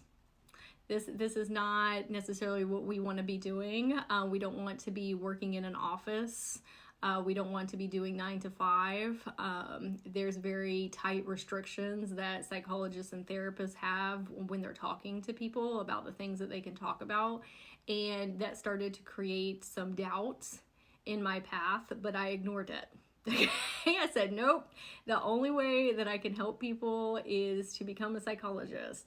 And I doubled down on it, and I continued to go to school, and more challenges came up, and not problems necessarily, but just impediments, and it just started to feel so out of alignment, but I just kept on going regardless. So in between this time, I decided to go work at a mental health hospital 1 or 2 days a week while I was going to school and had the daycare. Like that was a point in my life where I was putting so much on my plate as a form of not escapism necessarily, but I just wasn't happy with where I was at in life. But that again was because of a lot of things that I wasn't looking at. And that I wasn't even aware of, but issues in my relationship, it just a myriad of things going on. Okay, so I was trying to just fill my plate up so I could just put my head down and just go. Okay, so I went to go work there. Absolutely loved it because there was an adult wing and a older person's wing and then a children's wing, and my most favorite populace, if you will, to work with was the children. They were just so magical and fun, and it was really intense because these kids were dealing with some pretty severe things going on with their mental health, but I see past that. I see to their soul, and I know that mental health doesn't necessarily have to define them as a person, and so I just felt like I was being very fulfilled in working there and helping not only the kids, but the different age groups that I was assisting with and supporting. I was a mental health facilitator. And again, management was not being great towards the people who were in the mental health facility. They were not being great towards the employees. And I said, you know what? This is not for me anymore. It's run its course. And I picked up a lot of great tools from that, though, because it really helped me understand children, which we're going to come back to that, children on a deeper level in the human psyche, because I was actually getting applied tangible, not exercises isn't the right word, but experiences, because I learned a lot more from working there than I had actually learned in undergrad from learning about psychology. And I actually had learned a lot more on my own research time than all of the money that I spent towards my undergrad. But that's neither here nor there. Okay. So I left that and I'm working at the daycare, going to school. And I said, I cannot do this. Like, I don't exactly know what I'm going to do with psychology, but I know that I cannot work in an office. So put a pause on getting the clinical doctorate degree, okay? And which I had been so adamant about for years and years and years and years, and pushed myself so hard for, but you know. And I said, I can't be here at the doggy daycare either. Like, it had been several years now, and I had also had my son with my son's father, and our relationship was just getting even more intensive. At that time, we had already like split up from when I had our son, split up, was trying to mitigate not being in a relationship, but owning a business together. And I said, okay, I need to sell my half of the business to him. I need to get out of here, okay, for my own peace and well-being. And to be transparent, during that time, I was in a relationship. And oh my gosh, I was so in love, which I was. I love this person very much, and they're a great person. Just the dynamics between us, we were not meant to be together forever. But at that time, because I was not looking at the things within and I was trying to still do escapism tendencies, I told my son's father that me and my partner then were going to move to Texas, and I was taking my son with me.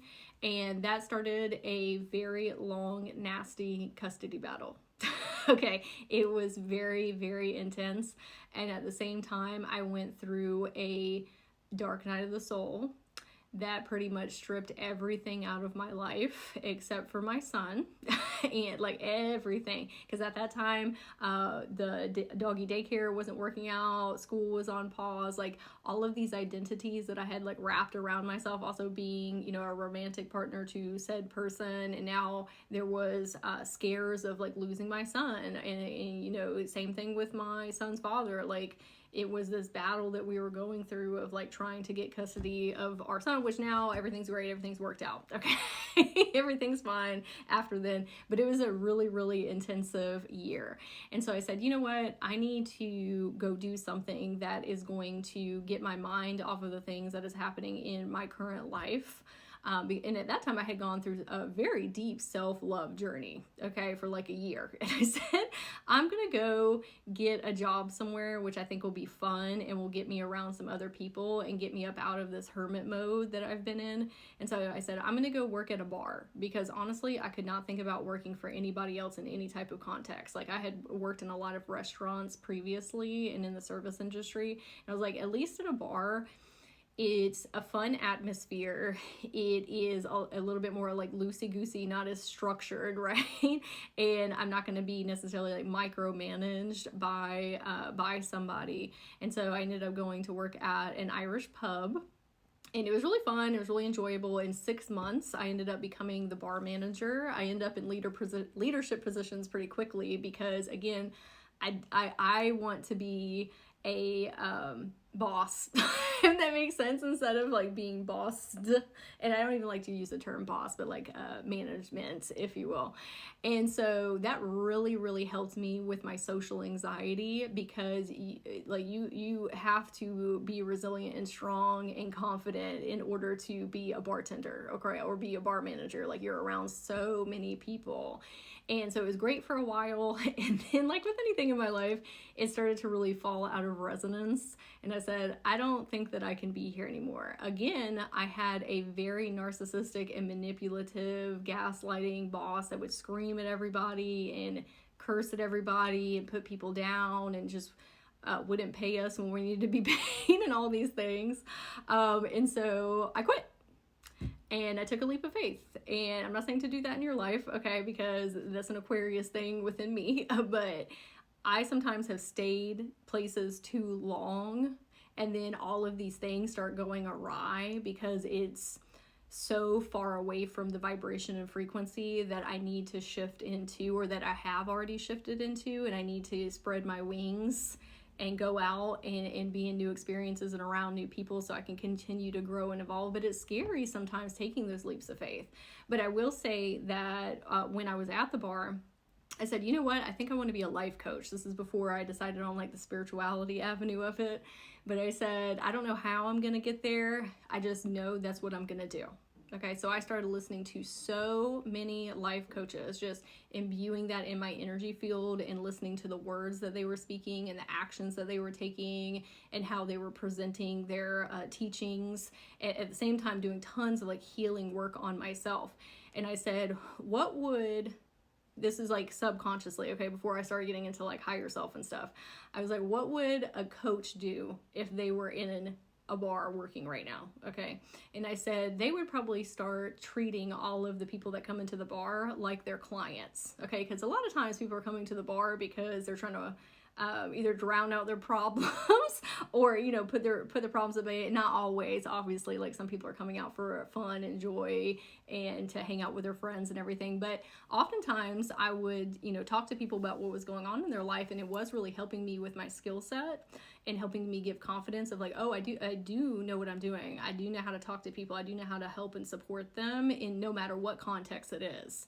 And that later on in my life, I realized that's because I've always been an energy healer, not just in this incarnation, but multitudes of incarnation. Is just who I am as a soul, much like you. And that's why you're here right now in this course. Okay. So sometimes those things that we perceive like skills and tools and resources and modalities, all of those things are great, but at the end of the day, you're a healer irregardless of the 3D perceptions of tools and resources. Okay, those are great things to like refine our skills and to figure out whom it is exactly that we want to be working with and what we want to be helping with. But at the end of the day, you a healer inside. Okay, and so you're gonna be a healer no matter where you're at. I forgot to mention at the bar, okay, because this is an important part of this whole thing with the higher self, okay? So I was so angry at the universe because I had made that declaration of I'm going to be a life coach, and I was putting these things into practice and healing myself, but I was still quote unquote stuck at this job, and I wasn't necessarily stuck. Like there's a lot of lateral movements that I could have made to go work somewhere else because I was unhappy in this place. But I didn't realize at the time what I was picking up from this position and how it was serving me so greatly and helping me with my confidence and my self-esteem and becoming a leader and a guide for others, because I had a whole team that I was working with that I was management of taking care of, right? And helping them in their positions. And so it really did serve me in so many different type of capacities, but it wasn't working out when I wanted it to work out. Okay. But one day, and my higher self had been giving me pings too, like towards the end of like, hey, it's time to leave. It's time to leave. And because I was so scared of like, oh no, this is the known. Like I know how to mitigate this, even though it's very stressful and I'm having these issues with my boss, and being disrespected and like all of these different things, right? That was a lesson in, you know, holding boundaries and speaking up for self and finding resiliency and, you know, all of those things. So I needed those lessons too, because I had a tendency to pull in narcissists and gaslighters and manipulators because of the relationship dynamics that I had as a child. And then that poured over into my romantic partnerships. And then that poured over into the bosses and the managers that I had as well. So needed that lesson of, hey, we're not going to let that happen in our life. Like we have to find positions where we are around people who are uplifting and supporting. I was still angry at the universe because I wasn't technically a life coach yet, even though I was giving sessions to people. I was doing energy healing sessions and helping people with their Akashic records, but I really wanted it to be my full-time job. I wanted to work for myself and doing the things that I wanted to do, but I wasn't ready energetically or mentally for that yet. Okay, there's still a lot of skills and tools and resources I need to pick up. So one day I quit after my boss and I had gotten into it over some pineapple juice. And I took that leap of faith and I said, I don't know how it's going to work out. I know that I'm not meant to be here anymore. I know that it's time to go. It's not serving me or anybody else to be here. And so I looked and applied for some other jobs, and then I ended up getting one at a nonprofit for underserved youth, specifically girls. And it was one of the best times of my life. I absolutely love children. Okay, they bring me so much joy and light and magic into my life.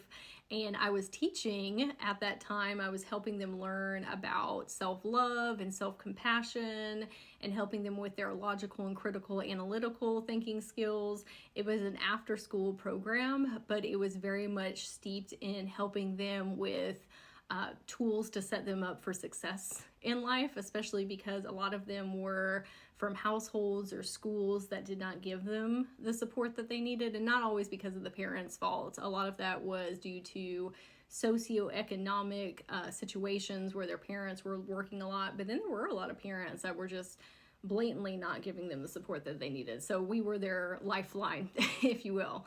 And so I was working with the 1 through 5th grade. And then I got the opportunity to start teaching in schools with middle schoolers and helping with just like higher awarenesses of things. Those are like project based. Love that too. And then a position came open as project manager for a STEM program.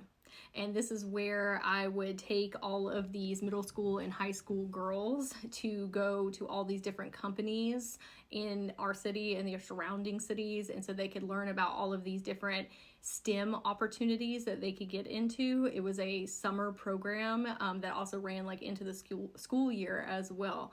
And so we had many different cohorts, and I had different people under me. I don't say under me, but that were working with me, but me as the manager. And I actually rebuilt and revamped this entire program, and I learned a lot about networking and grants and leadership and how to create programs and how to host groups and how to do discovery prompts and questions and how to help people just open up more of their heart space and their awareness, kind of like the things that I do now inside of the Quantum Evolution Academy. And so that was a great blessing in my life. But at the same time, I was feeling very angry and resentful at the universe because I was saying like, oh, this is great. I love this, but this is not what I want to be doing for the long term. And there has been kind of like this running theme of not kind of being grateful from where I'm at and what I'm learning and growing in the moment, and not only in the bar, but in the nonprofit and in the next thing that we're going to talk about, when I made a conscious choice of, okay, where can I see the blessings in this? How is this serving me? What is it that I really do love about this job and the things that I'm doing? Is when things started to pivot and shift and change, because then I started to recognize the new vibrations and frequencies that I was shifting into while also still being grateful for where I was at. And that ended up bringing me to these next chapters of my life. Okay. But I was also having to take these leaps of faith of like, well, I don't know what I'm jumping into next. But I'm just going to have faith that is going to lead me towards where I want to go, which is at the time, I thought it was, life coaching. And once I got to the nonprofit, that's when I started really delving more into like spirituality with people, like with the Akashic records and Reiki and all of these things. And so I was expanding in my spiritual realms, like with my community and my clients at the same time. So then wouldn't you know it, things with management start happening again. Okay, which there were some rumors going around that the director was doing some embezzling stuff, and there was just some like wonky things going on in the company. And I was like, you know what? I need to get out of here. Okay, my intuition is saying it's time to go. I did not have anything planned of where I was going to move next. I just knew that I was having to give so much to this company and to this program that I was not having enough time and energy to invest in myself or invest in soul harmony magic in the business. And I said, I have to, it is time for me to really sprout my wings or spread my wings and fly and get closer to the goals and aspirations that I want in my life. I have maybe been at this job a little too long, even though it was great and I loved it, but it was just time to move. But I was scared because, again, jumping into the unknown, but my higher self was like, girl. So I actually put in like a 6-week notice, so they had to have plenty of time to put another person in my position. And then a couple weeks after I left, a lot of the management got fired because of the wonky things that were going on in the company. And so I know that was, my higher self coming in and saying like, hey, let's not be a part of this drama. Let's get out of here before all of that happens. And so very grateful for that. 1, 2, 3, 4 on my phone. So I left. But my business, Soul Harmony and Magic, was not at a place where it was sustaining me for the full time, because being an energy healer is different than being an entrepreneur. Okay, energy healing is something that comes very naturally to me, and probably to you as well, helping people, supporting people. But even in that, we can always learn how to get new tools and resources, and how to become a better leader, and how to be more accountable, and how to guide people in the best way possible for them, helping them shift their mindset. All these different things. Those are skills that we can learn too. Entrepreneurism is completely different. And I had owned the doggy daycare before, but this is completely different context. There were so many things that I needed to learn with social media, and my website, and how to market, and sales, and all these different things. So I'm learning and growing in those areas too. But I was the only person teaching me these things. Like at those times, I was a single mom, and taking care of my grandmother at the same time. And it was just a lot. Okay, working full time and trying to teach myself all of these things while healing myself at the same time. And so what I thought was taking forever, and I was angry and resentful about, like, those are things that I had to invest time and energy into to become said person today. Okay. But in my mind during that time, I'm like, hurry. I wasn't in the vibrational frequency place yet, or the mindset, or the skill set, or the tools, right? Or the resources. And so I said, okay, well, what am I going to do next now that I have left the nonprofit?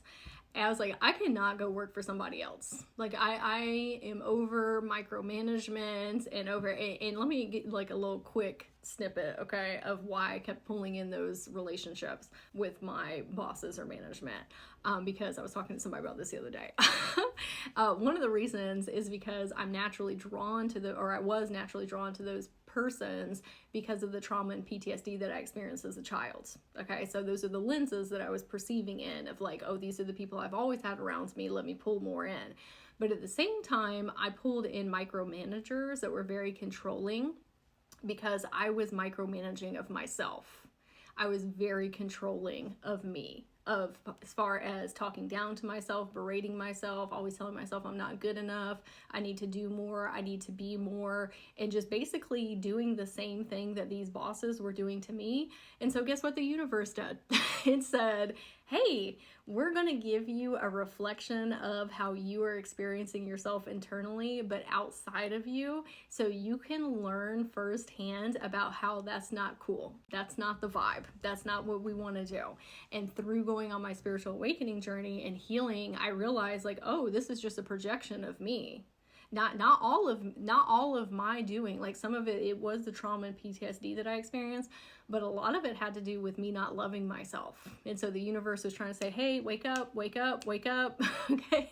And a lot of the lessons that I was learning from these managers like this was to teach me not to be that way, right? Because I have a business now, and I lead a lot of people, and not just in my community, but in master classes and lives, and like the Quantum Evolution Academy. And it taught me, like we talked about with self-limiting beliefs and challenges that come up in your life. Like, sometimes you need to experience what you don't want to experience what you do want. So I saw firsthand how all of these negative things we're experiencing, or how people were experiencing that. And I said, I don't want anybody to feel that way. Okay. So I need to use those as a backboard, as a mirror, so that I can show up as a different type of leader in people's lives. So blessings for that. Even at the time, I didn't realize that, and I didn't see that, but now that I do, and like, oh, thank goodness. Okay. So I don't,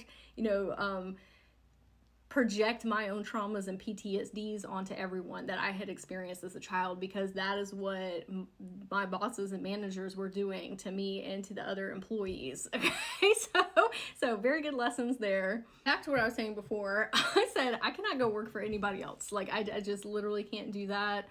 But obviously my business is not sustaining me for the full time, so I've got to do something. And so I had to do a little bit of an ego check, and I went to go talk to my son's father, and I asked him if I could come work at the business.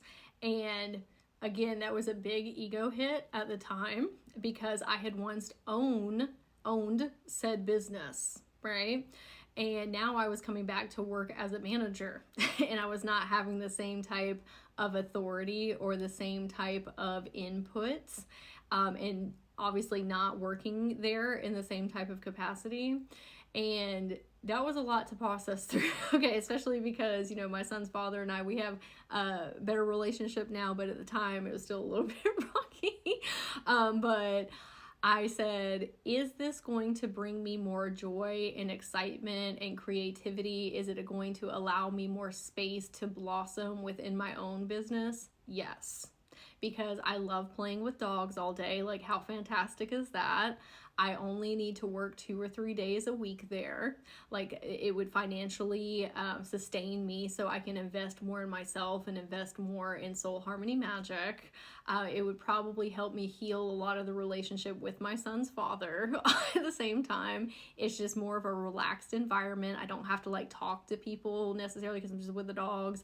I don't have to use critical and analytical thinking skills because I was having to utilize so much of that at the bar and at the nonprofit, or like even at the mental health hospital, or even at the doggy daycare, like when I was in a place of like a higher position there, and it just wasn't allowing me to be in the expansive form that I needed to my creative self.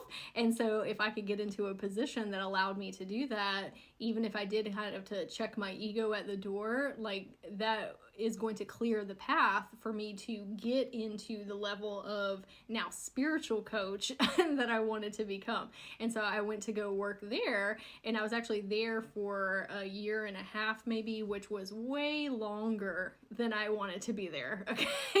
In my head, I was like, oh no, we're just going to soar and we're going to get it going. But again, there were so many tools and resources and skills that I needed to learn. But I really also needed to let my central nervous system relax and have a lot more free time and spend more time with my son. And those are all things that were available to me because I made that higher self-awareness choice of what is going to bring me a little bit more joy and excitement. Okay, what will help me get a little bit closer towards the path that I want to be on. So then I'm there, and again, those feelings of like, I don't need to be here anymore. I've spent too long. I'm not wanting to take this leap of faith on myself into my business because that's scary. You know, what if it falls underneath me? I don't have enough of a safety net, especially being like a single mom. And I started to, you know, just fall out of resonance and out of frequency and out of vibration. And instead of doing what I had done previously and like spiraling in that, I said, let's repivot to think about what are the things that we love here? What are the tools and skills and resources that we are picking up? How is this going to help future us? And then one day I just woke up and I said, okay, it's time.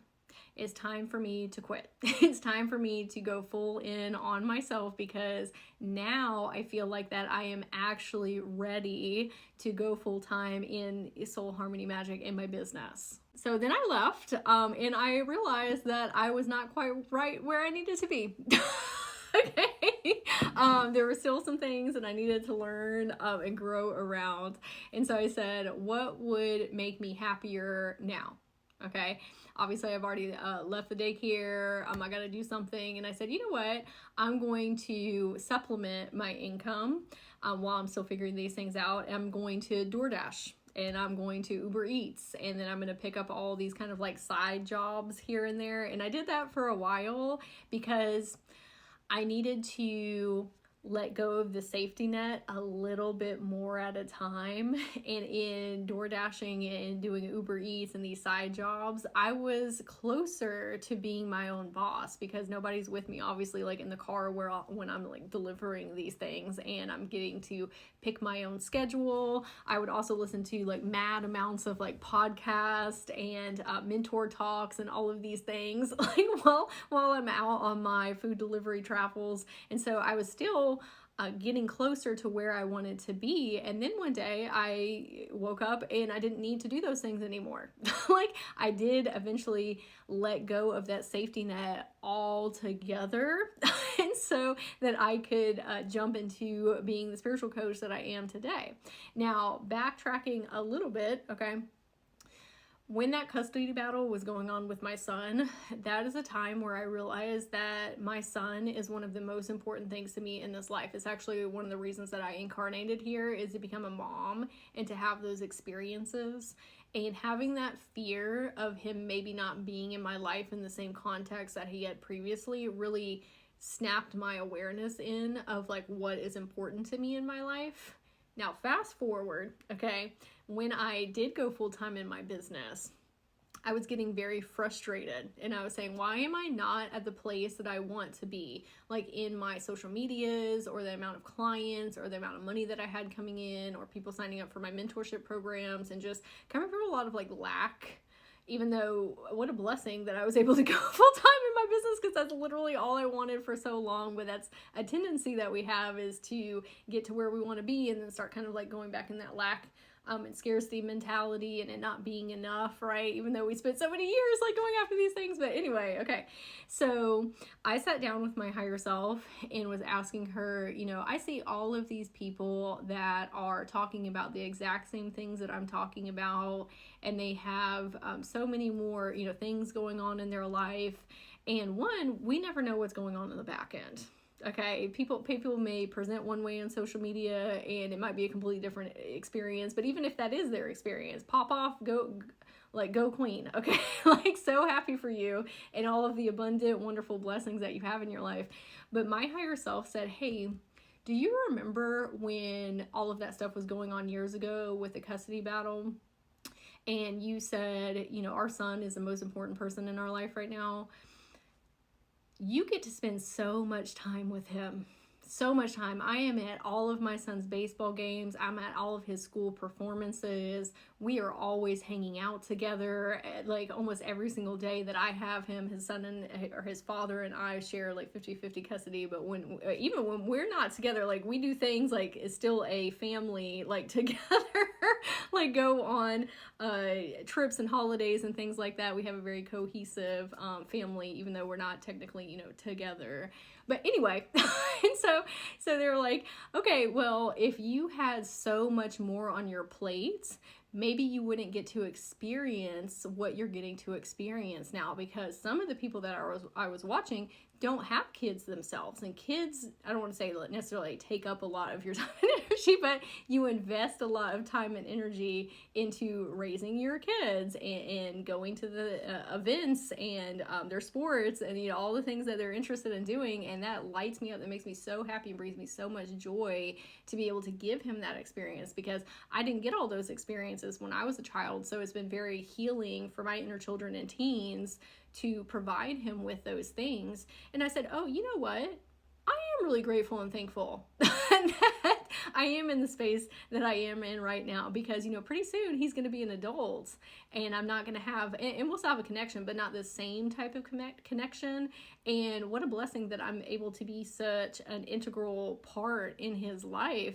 And if that means that I don't have so much on my plate like I did previously in my life, like, good God, I don't even know how I made it through life, honestly. Like, in some parts, like, that's okay.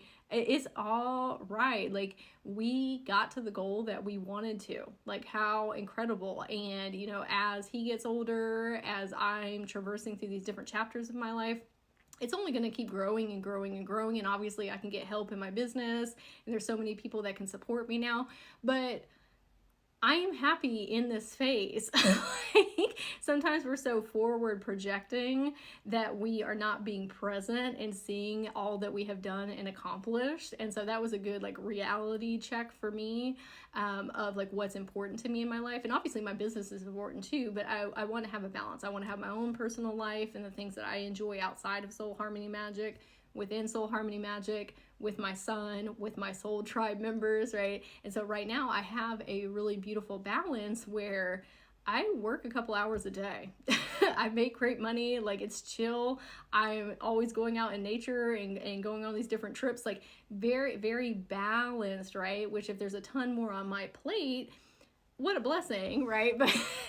But that's also me learning how to not handle more things in my life necessarily, but increase that battery of what I'm able to hold. And I don't need to rush that, okay? Because I'm finally at a place where my central nervous system is very relaxed and chill, and I feel very safe and secure, and I'm enjoying my reality. Like, we don't always need to be hustle, hustle, hustle, grind, go, go, go, go, go. Okay? Sometimes it's okay to just be chill and enjoy the present moment and what is going on. And I'm also very blessed and thankful for, catapulting myself and continuing to go, go, go, even when the doubts and the worries and the fears and the what ifs and the hows were coming up.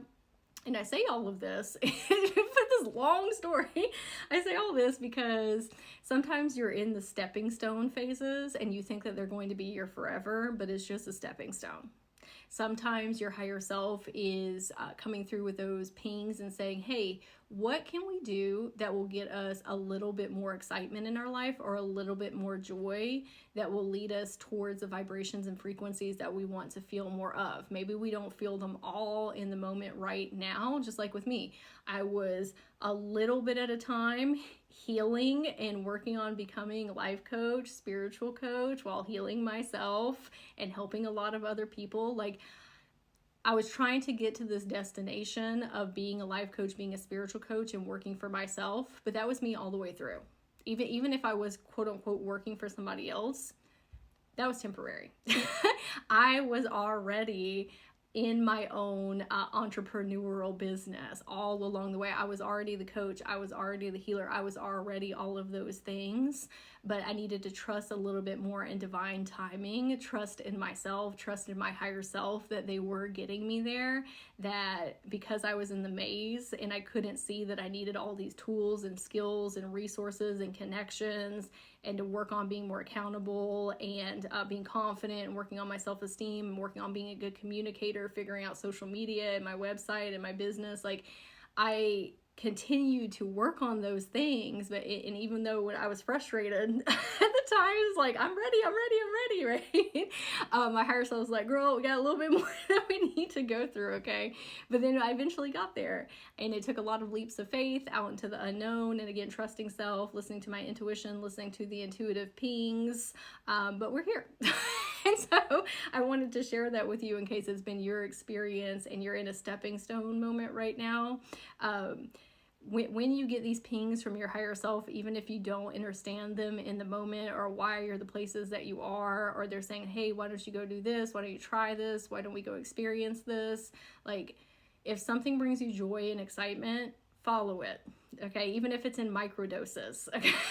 Like, I was microdosing that like all along the way, but then it paid off. And, that's something that I continue to do in my daily experiences. And every time that I make that conscious choice to continue towards the identity that I want to be, taking the action steps that they are, really leaning into the beliefs that they believe about themselves and just trying to embody my energy in that and saying yes to those intuitive pings, it always works out on the other side.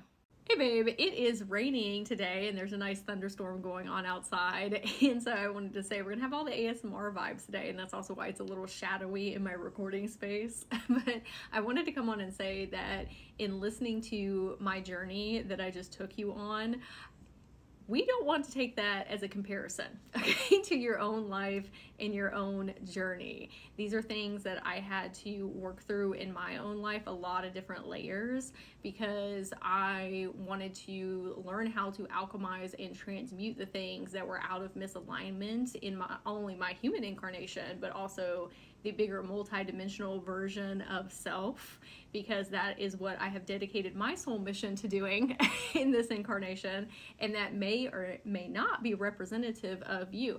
Maybe you do resonate as an energy healer or a priestess or a shaman, lots of different titles that we can call ourselves and perceptual lenses that we can work through, or maybe not. Maybe you want to learn deep, radical self-love and show up in your life in a higher vibration and higher frequency, and in doing so you have a butterfly effect out into the collective and out into the cosmos, and you're helping other people live their vibration and frequency by simply existing, which in reality is an energy healer. Even if you don't necessarily call yourself one, or maybe you're not wanting to do it in the same context as professionally, and that's okay too. There have been so many people that I have come across in my path that don't call themselves energy healers, but they have so much wisdom and provide so much guidance, sharing so much light around, and have these big, beautiful auric fields. And when I speak with them, it forever changes me. It helps me see myself in a different lens. It helps me see my external reality in a different lens, show up differently in my life, take different actions, think different thoughts, break out of internal matrices. And what a beautiful gift, even if they aren't doing it, like I said, quote unquote, professionally. Now, if you are, I love that for you. Okay, so these concepts that I spoke about in my life journey are more to help you understand the way that we connect to higher self, higher awareness, and follow these intuitive pings, and that it's also okay to be in stepping stone phases. Okay, and what I don't want to happen is say, oh my gosh, it took Sage a really long time to do these things. No, that was for my path, and it didn't take a long time because time is infinite. Okay, looking back from where I'm sitting right now, it happened like this. When I was in it, it felt like forever, but now like it feels like life has just happened so quickly. Now I feel like I've lived a million different lives in this incarnation, but I don't see it in the same perceptual lens. And I will say that I had a lot of hyper independence wounds that I needed to heal on my path, and I wasn't always the best about asking for help and support. And there's many different ways that I could have received that in my life, but I was very closed off and shut off to that. You are having a completely different experience than I had in mine. Okay, you have invested in yourself in this course, and not only in the concepts that I'm sharing, just you simply being here, okay, is telling your higher awareness, your higher self, your multidimensional self, I am ready to step into my next level identity. Even if it takes you quite a while to work through all of the lessons and implement and integrate all of these things, it's all working out in divine timing, and it's going to work out exactly how it's meant to. You take action steps every single day towards that reality that you want to be in, and you're going to get there. Okay, and taking a course like this is not necessarily going to help accelerate us, even though it is, but again, time's not really linear, and that's not really the goal. We're not trying to get there as fast as we can. That was the whole point in my story in the first place. But there are certain ways that you can integrate lessons at a deeper resonance, where you see a lot of bigger shifts in your external reality, because you're cultivating a lot of bigger internal shifts within yourself. And so you dedicating your time and energy to going through all of the lessons and coming to the Zoom meetings or rewatching the Zoom meetings, that is telling your soul like, hey, I am ready to go on a very deep metamorphic phase, get in that cocoon, okay, and then come out as a big, expansive butterfly on the other side in our new identity. I really felt called in my heart space to come on and say this, because if it was me in the past and I was listening to somebody's story just like I had just given you, I would have been like, oh my gosh, there's so many things that I'm gonna need to work through and heal and grow, and challenges and so many stepping stones. No. Okay. Everybody's journey is very different.